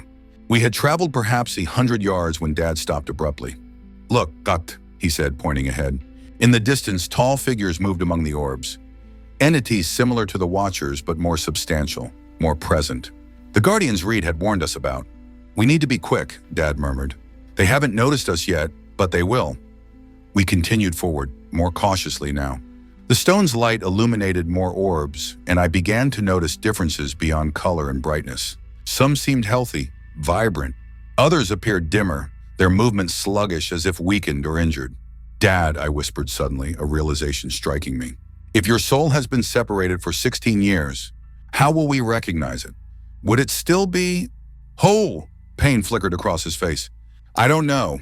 Reed wasn't specific about that part. The implications were disturbing. What if his soul had deteriorated during its long separation? What if it was no longer recognizable? No longer essentially him? We pressed on, sweeping the stone's light across the sea of orbs. Minutes passed, though time felt distorted in this place. The Guardians continued their patrol in the distance, but other movement caught my eye. Shadows flowing across the ground, converging in our direction. "We're being noticed," I warned Dad. He nodded, his expression tense. Keep moving." The journal mentioned a response, a reaction when the stone's light touches the correct soul. Another 5 minutes of searching yielded nothing. The shadows were drawing closer, and one of the Guardians had changed course, heading in our general direction, though not directly toward us. Desperation began to claw at me. "This isn't working. There are too many. We need to—" Dad cut me off with a sharp intake of breath. "There," he said, pointing to our right. At first I saw nothing unusual, just another cluster of orbs floating at various heights. Then I noticed one orb slightly separated from the others. It was dimmer than most, its light a muted blue-white that flickered unevenly. What made it stand out wasn't its appearance, but its behavior. It was drifting steadily in our direction, as if drawn to us. I raised the stone, directing its beam toward the approaching orb. The moment the light touched it, the orb pulsed brightly and accelerated toward us. "That's it," Dad whispered, his voice choked with emotion. "That's mine. I can feel it." The orb, Dad's soul, hovered before us now, its light strengthening under the stone's illumination. Up close, I could see that it wasn't perfectly spherical as the others appeared to be. It was misshapen, with a portion of it seeming stretched or torn, leaving a ragged edge. The separation from Dad's body had damaged it. "What do we do now?" I asked, fighting to keep my voice steady. Dad flipped frantically through Reed's journal. "There's a ritual. Words to speak while touching the soul with the stone." The Guardian had definitely noticed us now. It changed direction, moving with deliberate purpose toward our position. The shadows on the ground had also drawn nearer, forming patterns that reminded me unsettlingly of the Watcher's elongated limbs. "Hurry," I urged. Dad found the page he sought. "Hibren Hamid here. Hold the stone out toward the soul and repeat after me." I extended my arm, the blue stone now pulsing in rhythm with the orb before us. Dad began to recite words in that same ancient language, and I echoed them as best I could, the syllables feeling strange on my tongue. As we spoke, the stone's light intensified, forming a connection with the soul, a bridge of blue radiance. The orb trembled, then began to approach slowly, drawn by our combined will and the power of Reed's stone. The Guardian had broken into a run now, covering the distance between us with impossible speed. The shadows on the ground had formed into distinct shapes, Watchers emerging from the plane itself, their elongated arms reaching toward us. "Revertere ad corpus, revertere ad vitam," Dad continued, his voice stronger now. "Quod divus sum est, nunc conjunctum." The soul orb drew closer, now just inches from the stone. I could feel its yearning, its recognition of what it had lost. Connection, wholeness, identity. "Ego te recipio," Dad said, then nodded for me to speak the final words alone. "Ego te recipio," I repeated firmly. "Restituo te ad te ipsum." The stone flared blindingly bright. The soul orb touched it, and for a moment seemed to absorb its light, growing brighter, more defined. Then to my amazement, it moved past the stone, directly into Dad's chest. Dad gasped, his body going rigid. His eyes widened, then blazed with the same blue-white light as the soul orb. For several seconds, he stood frozen, illuminated from within. Then the light faded, and he staggered. Would have fallen if I hadn't caught him. "Dad? Dad, are you okay?" He blinked several times, then focused on my face. "Jessica," he whispered, his voice somehow fuller, more resonant. "I can feel it. I'm whole." A wild hope surged through me. "Look down," I urged. Dad glanced at the ground beneath him and let out a sound between a laugh and a sob. There, clearly visible against the dark plain, was his shadow, restored, complete, connected to him once more. Our triumph was short-lived. The nearest guardian let out a sound like tearing metal, a screech of rage that seemed to vibrate the very fabric of this strange reality. The watchers rising from the shadows accelerated toward us, their movements no longer languid but urgently predatory. "We need to go," I said, pulling Dad toward the direction we'd come from. He nodded, strength returning to his movements. "The threshold. Quick!" We ran across the plain, orbs scattering before us like startled birds. The guardian was closing fast, its impossibly long strides eating up the distance between us. Behind it, more guardians had noticed the disturbance and were converging on our position. "There!" Dad pointed ahead, where a vertical line of light sliced through the darkness. Our doorway home, the threshold we'd stabilized with Reed's ritual. 20 yards. Tenuri! The guardian's footfall shook the ground behind us. 5 yards. I could feel its cold presence at our backs. Dad shoved me forward. "Go!" I stumbled through the threshold, the disorienting sensation of reality reassembling itself around me momentarily overwhelming. I found myself on my knees in the chapel, gasping for breath. I spun around. "Dad!" He stood at the threshold, halfway through, 1 foot still in that other realm. The guardian's elongated arm had caught his shoulder, trying to pull him back. Its face, if it could be called a face, was a mask of fury, a vertical slit opening to reveal darkness beyond darkness. "Let him go!" I screamed, thrusting the stone toward the creature. The blue light struck the guardian, and it recoiled with a shriek. Dad wrenched free and fell forward through the threshold, landing hard on the chapel floor beside me. Behind him, the guardian recovered and lunged for the opening. Its arm, then shoulder, then head began to push through. Dad scrambled to his feet and grabbed Reed's journal from where he'd dropped it. The closing words. "Quick!" Together we shouted the final phrase of the ritual. "Claudere quod apertum est." The threshold began to contract, narrowing rapidly. The guardian struggled to force its way through, but the opening was shrinking too quickly. With a final rage-filled screech, it withdrew its arm just as the threshold sealed with an audible snap, leaving behind only a faint distortion in the air that quickly faded to nothing. Silence fell over the chapel. The candles in our circle reignited spontaneously, burning once more with normal yellow flames. The eternal flame on the altar stabilized, no longer pulsing with that unnatural rhythm. Dad stood beside me, breathing heavily, staring at the spot where the threshold had been. Then slowly he turned to look at the ground beneath him. His shadow stretched across the stone floor, solid and undeniable. "It worked," as Subiti whispered. Then louder, laughing with disbelief. "It worked!" I threw my arms around him, tears of relief streaming down my face. "You're back. All of you," he hugged me fiercely. "Thanks to you." We stood there for a long moment, simply holding each other, absorbing the reality of our victory. Dad's body felt warmer somehow, more substantial, as if some essential energy had been restored. When we finally separated, I noticed the blue stone in my hand had gone dark, its power apparently expended in the ritual. "Is it over?" I asked. "Truly over?" Dad smiled, the first genuine, unburdened smile I'd seen from him in months. "Aduwent, the debt is paid.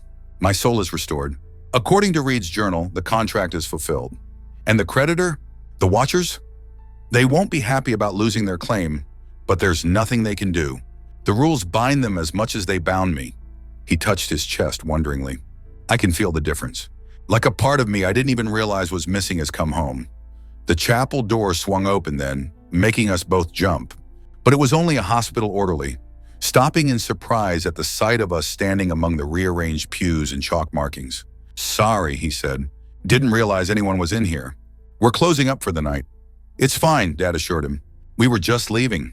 We quickly gathered our supplies, erasing as much of the chalk as we could. The orderly watched curiously but didn't comment further. Outside, the night was clear and cool. Stars shone overhead. Normal stars, not the alien points of light we'd seen in the repository.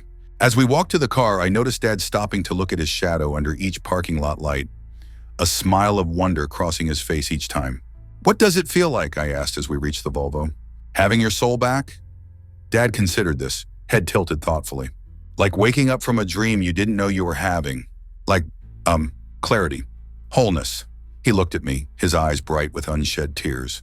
"Like I can finally feel everything fully again." I started the car, exhaustion suddenly crashing over me as the adrenaline faded. "Let's go home." As we pulled out of the parking lot, Dad glanced back at the hospital one last time. 16 years ago, I made a deal in that chapel to save your life. Tonight, you helped me save what was left of mine." He reached over and squeezed my hand. "Thank you, Jessica." I squeezed back, throat tight with emotion. That's what family does. We drove through the quiet streets, leaving Sindinorn.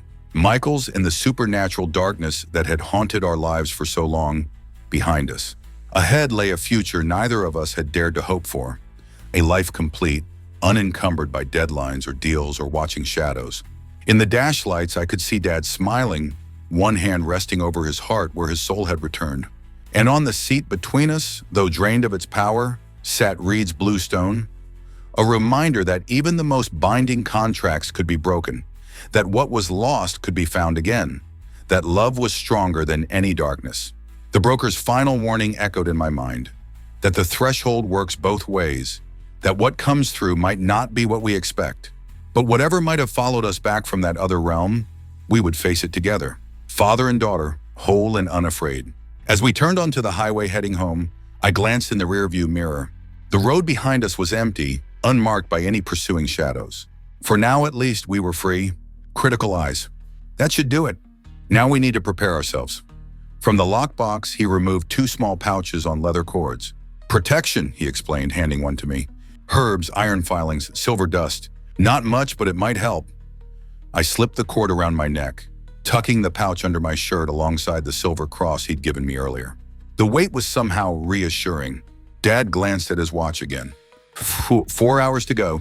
The chapel door slammed shut with a bang that echoed through the small space. The eternal flame on the altar flickered wildly, then stabilized. We were no longer alone. A man stood at the front of the chapel, tall, distinguished, in an impeccable charcoal suit. But as he turned to face us, I felt a chill run down my spine. His eyes were wrong, completely black, like polished obsidian. "Robert Mercer," he said, his voice oddly melodic. "And the daughter." How predictable. Dad moved in front of me protectively. "Who are you?" The man smiled, revealing teeth too perfect, too white. "An interested party. One might say, a representative." "Of the creditor," I guessed. The man's black eyes fixed on me, and it took every ounce of willpower not to look away. "Clever girl. Yes, I speak for the one who holds your father's contract." He strolled casually down the center aisle toward us. "I've come to offer a courtesy, a final opportunity to honor the agreement willingly." "The deadline isn't until midnight," Dad stated firmly. "True, but preparations take time, and your activities have not gone unnoticed."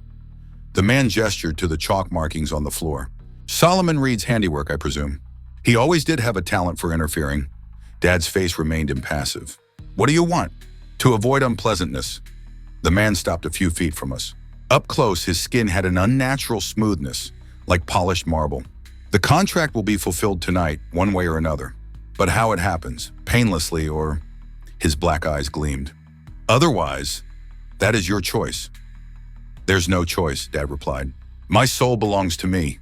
The man sighed, an eerily human gesture from something clearly inhuman. "Your soul was traded, fairly and willingly, for the girl's life." He turned those bottomless eyes to me. "A life she has enjoyed for 16 years. A debt must be paid." "We found a loophole," I said, heart pounding but voice steady. "A soul freely given can only be claimed from the one who gave it. But if that soul is somehow restored before collection, the debt is considered paid." Something flickered across the man's perfect features. Surprise quickly masked. "Solomon has been sharing secrets he shouldn't possess."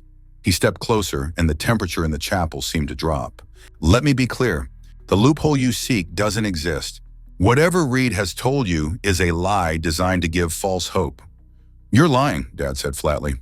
"If there was no loophole, you wouldn't be here trying to talk us out of this." The man's expression hardened. "Very well. Allow me to demonstrate the futility of your position." He raised one manicured hand, and the air in the chapel thickened, making it suddenly difficult to breathe. Dad gasped beside me, clutching his chest as he dropped to his knees. "Stop it!" I cried, kneeling beside him. "What are you doing to him?" "Nothing that isn't already his fate," the man replied calmly. "The connection between soul and body has been tenuous these past 16 years. I'm merely previewing the inevitable separation." Dad's face had gone gray, his breathing shallow and labored. In desperation, I grabbed the blue stone from my pocket and thrust it toward the man. The effect was immediate. Light blazed from the stone, and the man hissed, stepping back as if burned. The pressure in the air dissipated, and Dad drew in a ragged breath, color slowly returning to his face. The man's perfect composure had cracked, revealing something ancient and furious beneath the human facade. "The creditor will not be denied," he said, voice dropping to an inhuman register that seemed to bypass my ears and vibrate directly in my bones. "When midnight comes, the threshold will open, and the collector will come for what is owed." "Then tell your collector to be ready for a fight," I shot back, still holding the stone before me like a shield. The man's form flickered for an instant, showing something tall and thin and wrong before settling back into human appearance. "You have no idea what you're dealing with, child. The repository exists beyond your comprehension. The guardians there have broken stronger souls than yours." "We'll take our chances," Dad said, struggling to his feet with my help. The man smiled again, cold and predatory. "Indeed you will." He turned to leave, then paused. "One final courtesy, a warning. The threshold works both ways. What comes through may not be what you expect." He glanced at the chalk circle on the floor. "And Reed's little drawings won't protect you from everything." With that, he walked to the chapel door and passed through it without opening it, like smoke through a crack. Dad collapsed onto a pew, breathing heavily. "That was a broker," he explained between gasps. "Higher ranking than Reed. Closer to the creditor itself." "Are you okay?" I asked, still shaken by how easily the entity had incapacitated him. "I will be." He took the stone from my hand, examining it with new respect. "This is more powerful than I realize. Reed gave us a real weapon." I sat beside him, mind racing. "He said the loophole doesn't exist." "Of course he did. He's trying to discourage us." Dad flipped through Reed's journal, but his reaction when you mentioned it, that was real surprise. He didn't expect us to know about it. "So it's true? We can get your soul back." "We can try." Dad checked his watch again. 3 hours until midnight. "We should finish the preparations." We worked methodically, following Reed's instructions. Dad placed candles at specific points around the chalk circle, while I mixed various substances from the vials in the lockbox according to his directions. The resulting liquid, clear but with an oily sheen, was poured into a small silver bowl. "What is this for?" I asked as Dad placed the bowl at the center of the circle. "A beacon," he explained, "to help us find the right soul among the many in the repository. How will we know which one is yours?" Dad's expression softened. "According to Reed, we'll know. A soul recognizes those it loves." The thought was simultaneously comforting and terrifying. The idea that something so fundamental, so essentially Dad, existed separately from his physical body. By 11:30, we had completed all the preparations Reed's journal prescribed. The circle gleamed on the floor, candles flickered at cardinal points, and the silver bowl sat ready at the center. Dad and I stood at the edge of the circle, the stone held between us. "Now we wait," he said quietly. The minutes crept by with excruciating slowness. The chapel remained empty of human visitors, but the air grew increasingly heavy, charged like the 3 days after our supernatural ordeal at St. Michael's. Life had begun to settle into a new normal, one where my father cast a shadow, smiled more easily, and seemed to inhabit his body more fully than I could ever remember. The change in him was subtle but unmistakable, visible in the way his eyes had regained their spark, in how colors seemed more vivid to him, in how food tasted better. He described it as if someone had turned up the volume on his life, making every sensation more immediate and real. I'd moved temporarily into his spare bedroom, neither of us quite ready to be apart after what we'd experienced. That morning, I found him on the back porch, coffee in hand, watching the sunrise with an expression of quiet wonder. "Morning, Anne-Irene," I said, joining him with my own steaming mug. "Sleep well?" "Like the dead," he replied, then chuckled at his own dark joke. "It's strange. I'd forgotten what true rest feels like. For 16 years, I never quite reached deep sleep. Always felt disconnected. Like part of me was always awake, always vigilant." I studied his profile against the golden morning light. The worry lines that had seemed permanently etched between his brows had softened. "You look younger." "I feel younger." He took a deep breath of the crisp morning air. "Like I've been given a second chance."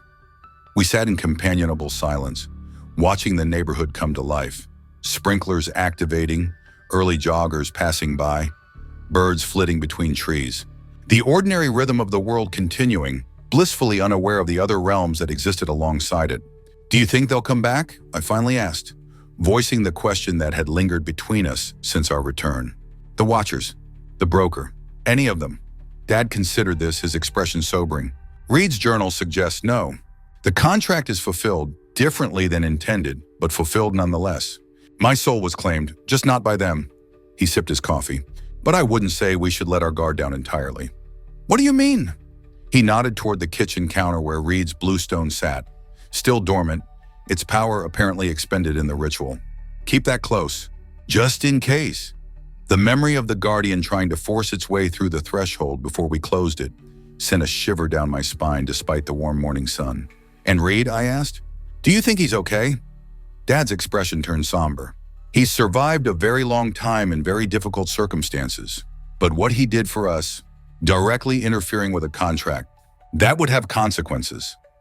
I thought about the soul broker's ancient eyes, his bitter smile when he spoke of his curse. The memory of watchers breaking down his door as we escaped through the tunnel. Should we try to find him? Help him somehow? Dad shook his head. Reed exists in a world between worlds. If he survived, and I believe he did, he won't be found unless he wants to be. He reached over and squeezed my hand. But we owe him a debt we can never repay. The rest of the morning passed in domestic normalcy. Breakfast, news, plans for the day. I had assignments to catch up on for my journalism courses, and Dad was planning to return to work at his architectural firm the next day. We were determined to reclaim our ordinary lives, to hold tight to the mundane routines that now felt like precious gifts. I was at my laptop in the living room when Dad's phone rang. He answered it in the kitchen, his voice drifting to me in fragments. Yes, speaking. When? I see. Yes, I understand. Thank you for calling. When he returned to the living room, his face had gone pale, his expression troubled. What is it? I asked, immediately alert. Dad, what's wrong? He sank into the armchair across from me. That was St. Michael's Hospital. Apparently, there's been some unusual activity in the chapel. The maintenance staff found strange markings on the floor. Marks we must have missed when we cleaned up. They've been reviewing security footage. He paused. They have questions about our presence there the other night. My stomach tightened. What did you tell them? That we were there for private prayers on the anniversary of your illness. That I'd be happy to explain the markings. A personal ritual of thanksgiving. He ran a hand through his hair. They seem satisfied, but they've asked me to come in and speak with security. I'll come with you, I said immediately. Dad nodded, grateful. We should be careful what we say. Stick as close to the truth as possible while excluding the supernatural elements. We arrived at St. Michael's that afternoon, the bright daylight making the events of 3 nights ago seem almost dreamlike. The hospital's security office was a small room of monitors and filing cabinets near the main entrance, overseen by a middle-aged man with a military bearing who introduced himself as Carter. Mr. Mercer, he said, shaking Dad's hand firmly. Thank you for coming in. And this is my daughter, Jessica, Dad explained. She was with me that night. Carter nodded and gestured for us to sit. I appreciate your willingness to clear this up. We've had some unusual incidents in the chapel lately. When we found those markings on the floor, well, he tapped a folder on his desk. Hospital policy requires us to investigate any unauthorized modifications to the facilities. Completely understandable, Dad replied smoothly. As I mentioned on the phone, the markings were part of a personal ritual. My daughter was gravely ill in this hospital 16 years ago. We were told to say goodbye. His voice caught convincingly, or perhaps not entirely feigned. Every year on the anniversary, I come to give thanks for her recovery. This year she joined me. Carter's expression softened slightly. I see. And the markings? A prayer circle, Dad explained. My own design. Symbols representing protection, healing, gratitude. I should have asked permission, and I apologize for that oversight. I watched in quiet admiration as my father wove truth and fiction together seamlessly. Technical truths that concealed the deeper reality of what had happened. Carter made some notes. And you were there from approximately 6 p.m. until just after midnight, Dad confirmed. That's quite a long prayer session. Dad smiled sadly. When you've nearly lost a child, Officer Carter, gratitude isn't something you rush through. Carter nodded, seemingly satisfied. Then he tapped a key on his computer, turning the monitor so we could see it. There's just one other thing. Our security cameras picked up something unusual. My heart sank as grainy footage of the chapel appeared on screen. Carter fast-forwarded to just before midnight. The angle showed most of the chapel from near the entrance, including our chalk circle on the floor and the 2 of us standing at its edge. "Watch here," Carter said, slowing the playback to normal speed. On screen, the chapel lights dimmed suddenly. Dad and I were barely visible in the darkness, illuminated only by what appeared on camera to be a strange glow between us. Reed's stone, though its blue color was rendered as white in the black and white footage.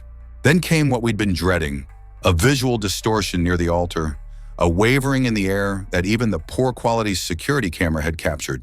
The footage showed us approaching it, speaking words inaudible on the silent recording. Then bizarrely, we seemed to disappear entirely for approximately 3 minutes, the exact time we'd spent in the repository beyond the threshold. When we reappeared on camera, it was in a sudden burst of motion. Me falling through first, then Dad tumbling after, both of us on the floor. The distortion visibly contracted and vanished. Carter paused the footage. "Can you explain what we're seeing here?" Dad and I exchanged glances. We'd prepared a cover story for the markings, but not for this. "I'm not sure what you mean," Dad ventured carefully. The lights dimmed. We thought it was a power fluctuation. We had candles as part of our ritual. Carter rewound and played the section again. "You both disappear from frame for 3 minutes and 12 seconds, then reappear. Here." He pointed to where we'd fallen back through the threshold. "Where did you go?" "Go," I echoed, feigning confusion. We didn't go anywhere. We were in the chapel the entire time." "There must be a glitch in the recording," Dad suggested. "Or perhaps the angle and low light created a blind spot." Carter studied us, clearly unconvinced. "There's something else." He switched to a different camera angle, this one showing the chapel entrance from outside in the corridor. This is earlier in the evening, around 8 p.m. The footage showed a tall man in a dark suit entering the chapel. The broker who had confronted us, though his unnaturally black eyes weren't discernible in the grainy recording. "Do you know this individual?" Carter asked. "No," Dad answered truthfully. "There was a man who came in briefly, said a prayer, and left. We didn't speak to him." Carter nodded slowly. "The reason I ask is that we have no footage of him leaving. He enters at 8:07 p.m. and is never seen exiting." I struggled to keep my expression neutral, remembering how the broker had simply passed through the closed door like smoke. "Perhaps he left while the cameras were experiencing the same glitch that affected our footage," Dad suggested reasonably. Carter closed the video player and leaned back in his chair. "Mr. Mercer, Miss Mercer, I'll be frank with you. In my 15 years of security work, I've never seen footage like this. The technical team tells me there's no evidence of tampering or equipment failure." "What are you suggesting exactly?" Dad asked, his tone carefully modulated. Carter sighed. "I'm not suggesting anything. I'm trying to understand what happened in that chapel. The markings on the floor, they're not like any prayer circle I've ever seen. And I've seen my share of religious symbols." He tapped his pen against the desk. "Some of the housekeeping staff are refusing to enter the chapel. They say it feels wrong." "Officer Carter," I said, leaning forward, "my father and I went to that chapel for a deeply personal reason.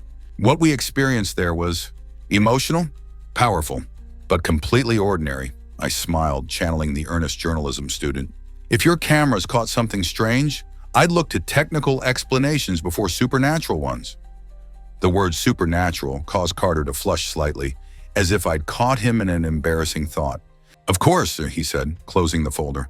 "Technology isn't infallible, and I'm not suggesting anything unusual occurred." He stood, signaling the end of our interview. "Thank you both for coming in. I think we can consider this matter closed, though I would ask that, in the future, you request permission before conducting any rituals on hospital property." "Absolutely," Dad agreed, rising to shake Carter's hand. "And we'll be happy to clean the remaining marks, if that would help." "That won't be necessary. Maintenance has already handled it." Carter walked us to the door. "Maintenance. Mercer," he added as we were leaving, "I'm glad your recovery has been so complete. It's a rare blessing." "Yes," I agreed, glancing at my father. "A rare blessing indeed." Outside in the parking lot, we released the tension we'd been holding, both exhaling long breaths. "That was close," I murmured as we walked to the car. "Closer than I'd like," Dad agreed. "But I think we managed to—" He stopped abruptly, staring at something ahead of us. Following his gaze, I felt my blood freeze. Standing between us and our car was a familiar figure. Not the broker we'd confronted in the chapel, but Solomon Reed himself. He looked much as he had in his cabin, though perhaps more worn, his eyes even more ancient in his relatively youthful face. "Mr. Reed," Dad said cautiously as we approached, "we didn't expect to see you again." Reed offered a tight smile. Few do. May we speak? His eyes flicked toward the hospital, somewhere less conspicuous.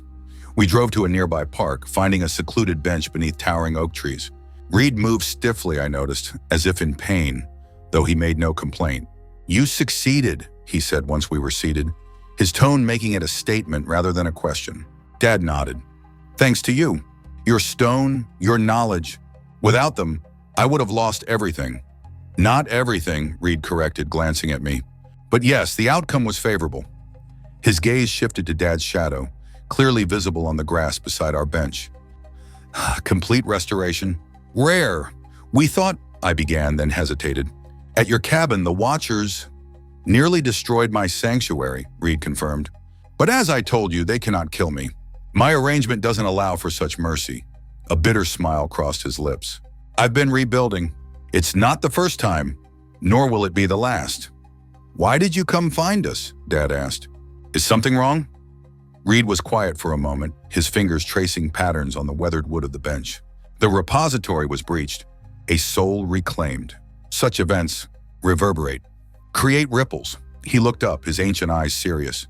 The creditor is not pleased. My stomach clenched. I thought the contract was fulfilled. Dad's soul was claimed, just not by them. Technically correct, Reed acknowledged, but technicalities irritate entities that deal in absolutes. There will be attention on you both. What kind of attention? Dad asked, his protective instinct visibly rising. Nothing direct. The rules prevent that. Reed leaned forward slightly. But rules can be bent. Loopholes exploited, as you both well know. I came to warn you and to give you this. From his pocket, he withdrew a small cloth bag, similar to the protective pouches Dad had given us in the chapel. Keep this with you, he said, handing it to me, especially when you return to your apartment. I accepted the bag, feeling something solid and cool within. What is it? Insurance, Reed replied cryptically. A remnant of the stone's power preserved. Enough for one more intervention, should it be required. Dad frowned. You're scaring my daughter. If there's a specific threat, I'd prefer clarity. Reed studied him thoughtfully. When you passed through the threshold, both directions, did you notice anything unusual, beyond the obvious strangeness of the repository itself? Dad and I exchanged glances, remembering the guardian that had almost followed us back, that had grabbed Dad and tried to pull him back into that other realm. There was a guardian, I said slowly. It tried to come through the threshold before we closed it. Reed nodded, unsurprised. Thresholds are transitions, not barriers. What passes through carries traces both ways. You brought something back from the repository. Your soul restored. He looked directly at Dad. But something of you remained there as well. An echo. An imprint. What does that mean? Dad asked, tension evident in his voice. It means you created a connection, thin but persistent. A thread that could theoretically be followed. Reed's expression softened slightly. I don't tell you this to frighten you. The likelihood of complications is small.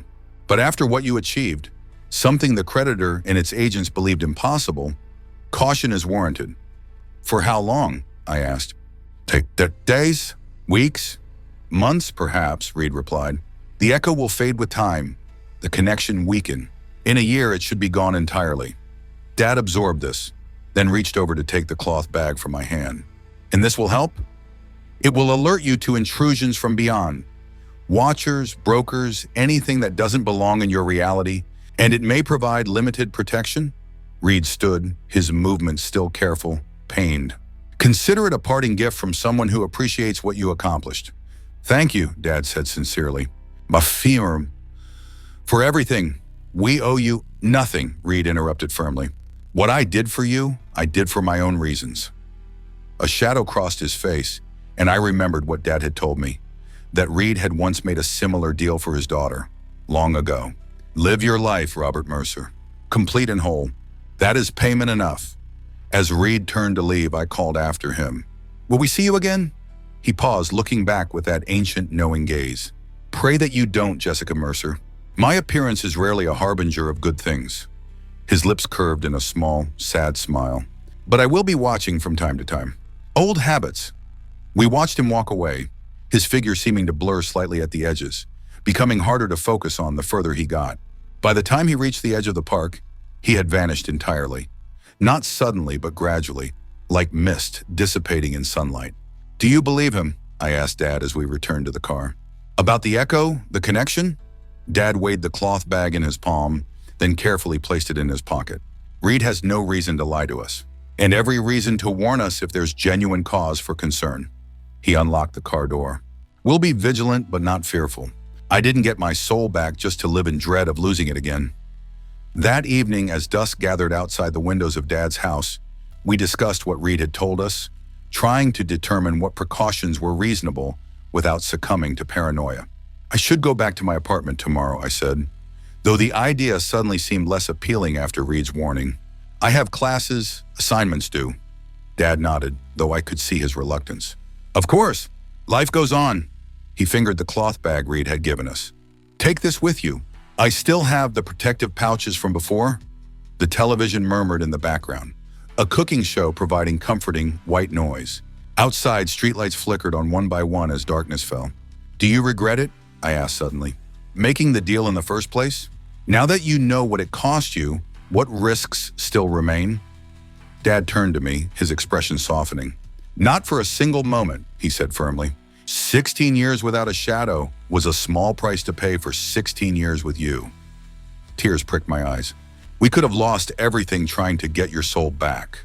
If the threshold had closed while we were on the other side, if the guardian had caught us." "But it didn't," he reminded me gently. "We took a risk and we won. Together." A comfortable silence fell between us, broken only by the television and the occasional passing car outside. I was nearly dozing on the couch when a sharp crack made us both jump. The sound of breaking glass from the kitchen. Dad was on his feet instantly. "Stay here," he whispered, moving cautiously toward the hallway. Ignoring his instruction, I followed closely behind. The kitchen was dark, but enough light spilled in from the living room to show the broken window above the sink. Glass shards glittered on the counter and floor. "An animal?" I suggested in a hushed voice. Dad didn't answer, his attention fixed on something else. A shadow moving across the kitchen floor. A shadow that belonged to neither of us, that had no source we could see. It stretched and elongated, forming a familiar shape. The unnaturally thin limbs and featureless head of a watcher. "Reed was right," Dad breathed, backing us both toward the doorway. "They're watching. Testing." The shadow wavered as if uncertain, then began sliding toward us across the tiles. Dad reached into his pocket and withdrew the cloth bag Reed had given us, quickly untying its drawstring. Inside was a fragment of blue stone, a small shard that retained a faint glow, a splinter of the larger stone that had guided us through the threshold. "What do I do with it?" Dad murmured, the shadow drawing nearer. Instinctively, I reached out and took the stone fragment, remembering how it had responded to me in the basement, how it had repelled the watcher that had possessed Dad. The moment my fingers touched it, the shard brightened, its blue glow intensifying. The shadow on the floor recoiled, retreating several feet. "It remembers you," Dad realized. "The connection you formed with it in the repository." I stepped forward, holding the glowing fragment before me like a talisman. "You don't belong here," I said to the shadow, my voice steadier than I expected. "Go back to where you came from." The shadow writhed, clearly resistant, but unable to advance against the stone's light. It elongated further, stretching toward the broken window, and then, with a movement like a wave retreating from shore, flowed out through the opening and vanished into the night. We stood frozen for several seconds, hardly daring to breathe. Then Dad moved to the window, carefully avoiding the broken glass, and peered outside. "Nothing visible," he reported. "But that doesn't mean it's gone for good." I stared at the stone fragment in my palm, still glowing faintly. "Reed said this had enough power for one more intervention.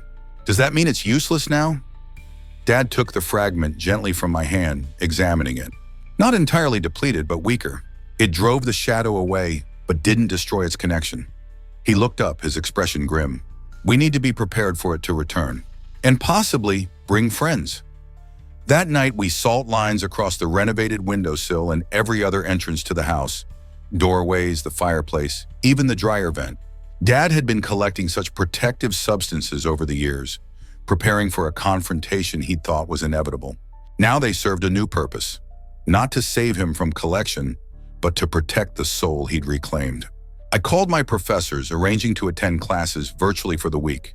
Dad contacted his firm, extending his leave of absence. Neither of us spoke about the fear underlying these practical arrangements. That Reed's warning had proven accurate more quickly than we'd anticipated, that the echo Dad had left in the repository had indeed created a pathway that something had followed back. 3 days passed without incident. The salt lines remained unbroken. The protective symbols Dad had drawn on doors and windows undisturbed. The stone fragment stayed dark, showing no reaction to potential threats. We began to hope the Watcher's appearance had been a final test, a parting message from the creditor. On the 4th night, I woke suddenly, heart pounding, without knowing why. Moonlight spilled through my window, casting familiar shadows across the guest room. Nothing seemed out of place, yet a deep uneasiness had jolted me from sleep. The house was silent, too silent. The subtle background noises of a home at night, the hum of the refrigerator, the occasional click of the heating system, were absent.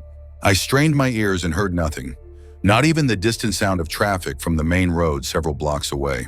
Unnerved, I slipped from bed and padded to the door, opening it quietly. The hallway stretched before me, dark except for a faint blue glow emanating from beneath Dad's bedroom door. "Dad," I called softly, moving toward his room. No answer. When I reached his door, I hesitated, then knocked gently. "Dad, are you awake?" Still no response, but the blue light pulsed brighter for a moment, then dimmed again. Heart racing, I turned the knob and pushed the door open. Dad lay in bed, apparently asleep. But floating above him, barely visible except for its faint blue outline, was what appeared to be a replica of him, transparent, ethereal, but unmistakably my father's form. And standing at the foot of the bed was a tall, thin silhouette, a watcher more substantial than the shadow in the kitchen had been, almost fully manifested in our world. It was reaching toward the floating, ghostly version of my father, with elongated fingers that seemed to pass through the blue outline, grasping at something within it. With sudden clarity, I understood what I was seeing. The echo Reed had mentioned, a duplicate of Dad's soul, still connected to the original, being used as a conduit to reach back through to our world. The Watcher was attempting to use it to reclaim what the creditor had lost. "No!" I shouted, lunging into the room. The Watcher's featureless head snapped toward me. The ghostly outline of my father pulsed brighter, as if responding to my voice. On the bed, Dad remained motionless, caught in some kind of supernatural sleep that prevented him from perceiving the danger. I had no weapon, no stone fragment. It lay on Dad's nightstand, dark and seemingly powerless. But as the Watcher moved toward me, its intentions clearly shifted from my father to this new threat. I remembered Reed's words. A soul recognizes those it loves. "Dad," I called, not to his physical form on the bed, but to the ghostly outline floating above it. "Dad, it's me. Jessica, your daughter. Remember why you made the deal. Remember why you fought to get your soul back. Remember us." The blue outline flickered, pulsing brighter.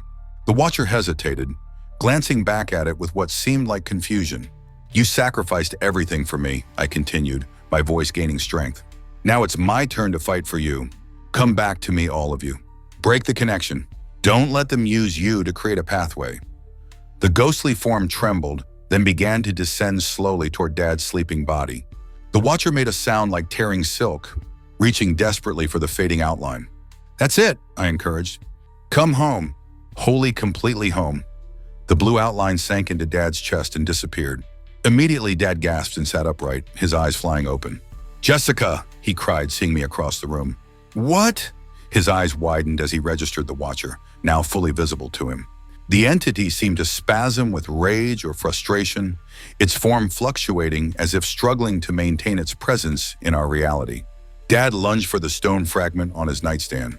His fingers closed around it just as the Watcher reached for him with impossibly long arms.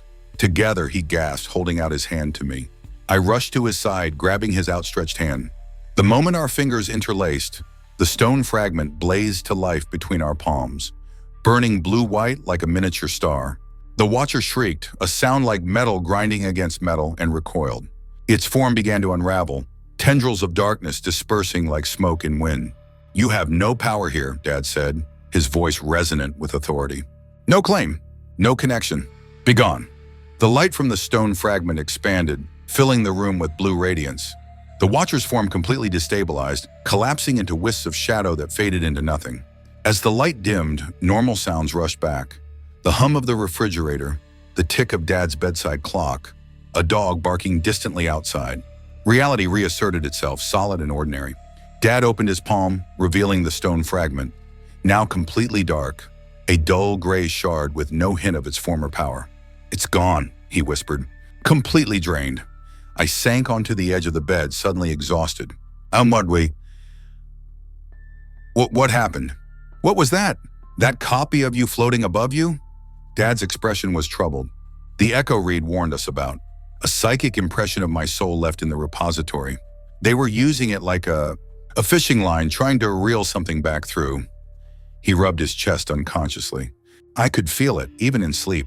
Like something was being pulled out of me, unraveling me thread by thread. "But it's over now?" I asked, needing reassurance. "The connection is broken?" Dad closed his eyes briefly, as if listening to something within himself. "Yes," he said finally, opening his eyes with relief clear in them. "The echo is gone, reabsorbed." He looked at the burned-out stone fragment. Reed was right. It had enough power for one more intervention. Your intervention. I remembered the Watcher's retreat when I'd spoken to the ghostly outline, when I'd called to the essence of my father. It wasn't the stone that saved you, I realized. It was us, our connection. The same thing that helped us find your soul in the repository. Dad smiled, squeezing my hand. The one thing they never factored into their calculations. The reason I made the deal in the first place. We stayed awake until dawn, keeping watch together, though both of us sensed the danger had truly passed. As sunlight began to filter through the blinds, Dad examined the salt lines we'd laid, all intact, untouched. How did it get in, I wondered aloud. If not through the doors or windows? Not from outside, Dad realized. From inside. From me. The echo wasn't just a connection to the repository, it was a door. I shuddered at the thought of something hidden within him all this time, waiting for the right moment to create an opening. But now it's closed, I said firmly. Permanently. Dad nodded, looking out at the brightening day. Permanently. Later that morning, as we enjoyed a breakfast that tasted sweeter after the night's dangers, Dad's phone rang. The caller ID showed St. Michael's Hospital. Dad answered cautiously, his expression shifting from wariness to surprise as he listened. I see. Yes, that's unexpected. Thank you for letting me know. He hung up, staring at the phone thoughtfully. What is it? I asked. Not Officer Carter again? No, Dad said slowly. That was the hospital chaplain. Apparently there's been another incident in the chapel. Alarm shot through me. What kind of incident? Nothing threatening, Dad assured me. Just strange. The eternal flame that burns on the altar, it's changed color. It's burning blue now. They've checked the gas lines, the fixtures. Everything's normal, but the flame remains blue. A chill ran down my spine, not of fear, but of wonder. Like Reed's stone, Dad nodded.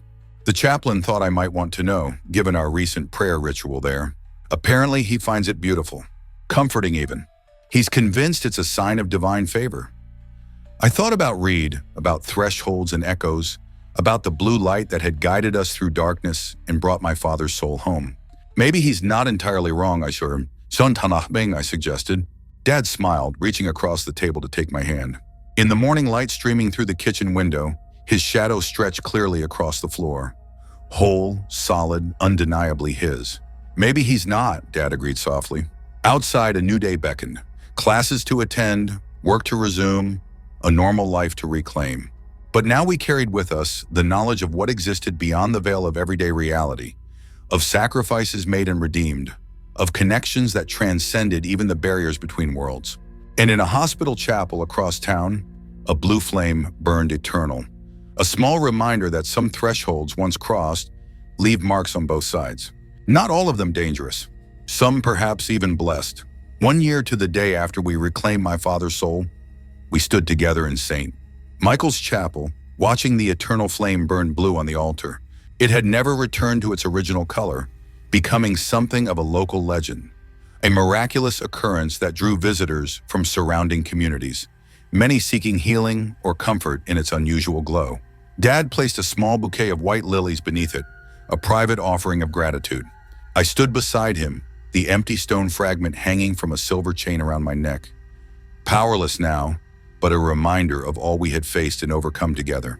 Do you think Reed knows? I asked quietly as we took our seats in the last pew.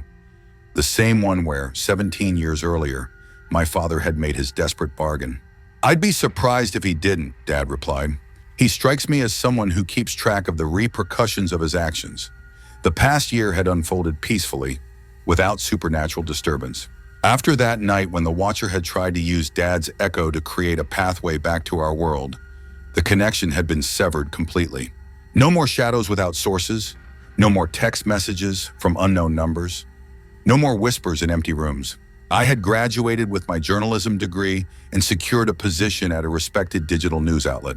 Dad had returned to his architectural practice with renewed creativity and passion. On the surface, our lives had returned to normal, or rather, had established a new normal that incorporated our extraordinary experiences without being defined by them. We still maintained certain precautions, salt lines refreshed monthly, protective symbols discreetly incorporated into the decor of our homes. Reed's journal kept close at hand, though we rarely needed to consult it anymore. Not out of fear, but respect for the knowledge we now possessed. "Do you ever miss it?" I asked as we sat in the peaceful quiet of the chapel. The connection to elsewhere. The awareness of something beyond?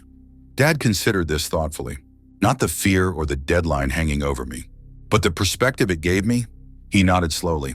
"Sometimes. It changes you, knowing what we know." I understood what he meant.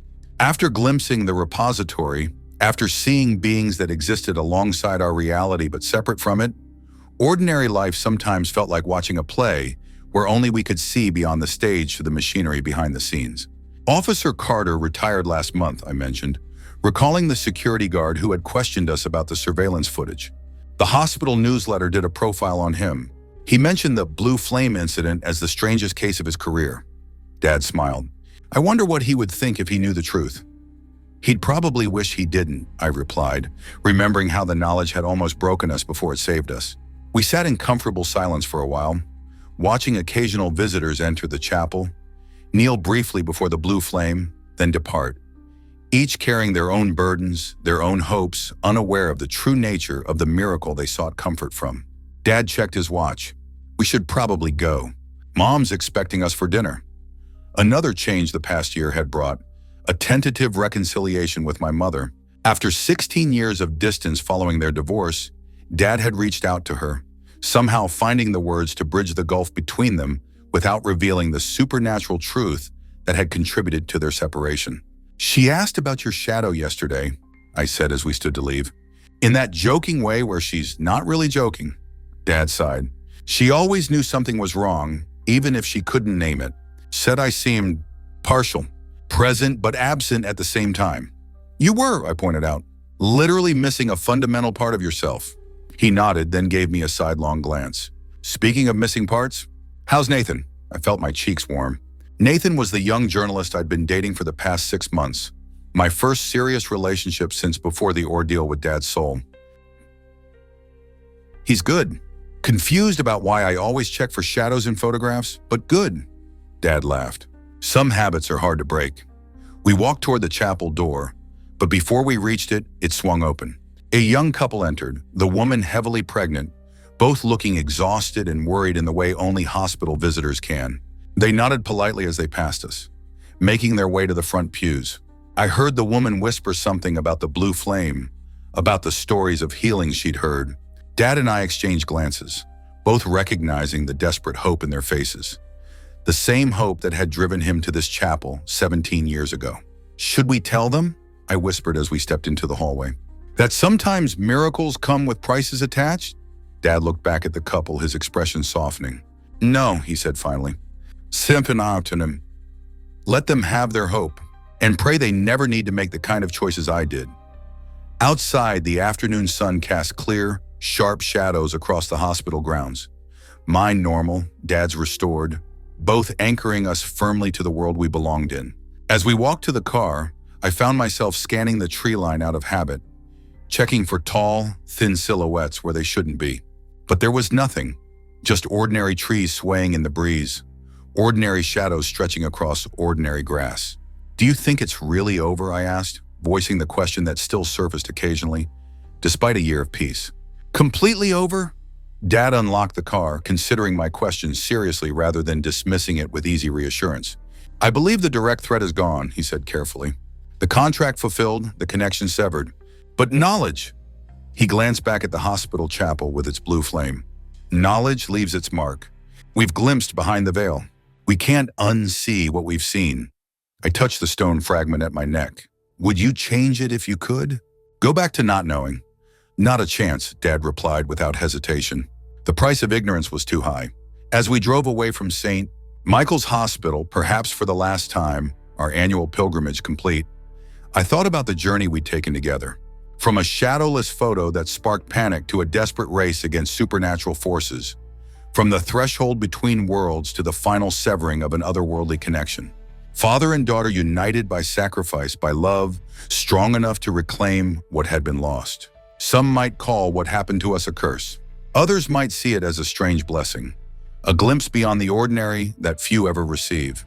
The truth, as with most things, lay somewhere in between. What remained, when all was said and done, was this: a father with his shadow restored, a daughter with her eyes open to realities beyond the visible, and between them, a bond forged in trials few would believe, and fewer still would understand. We had faced darkness together and emerged into light. Not unscathed, not unchanged, but whole. And in a world where shadows sometimes moved of their own accord, where deals could be made in moments of desperation, where souls could be lost and found again, being whole was no small victory. It was, in fact, everything. My father cast a shadow now as we drove toward my mother's house for dinner. An ordinary miracle, visible to anyone who cared to look. But I alone knew its true value, the price that had been paid for it, the battle that had been fought to reclaim it.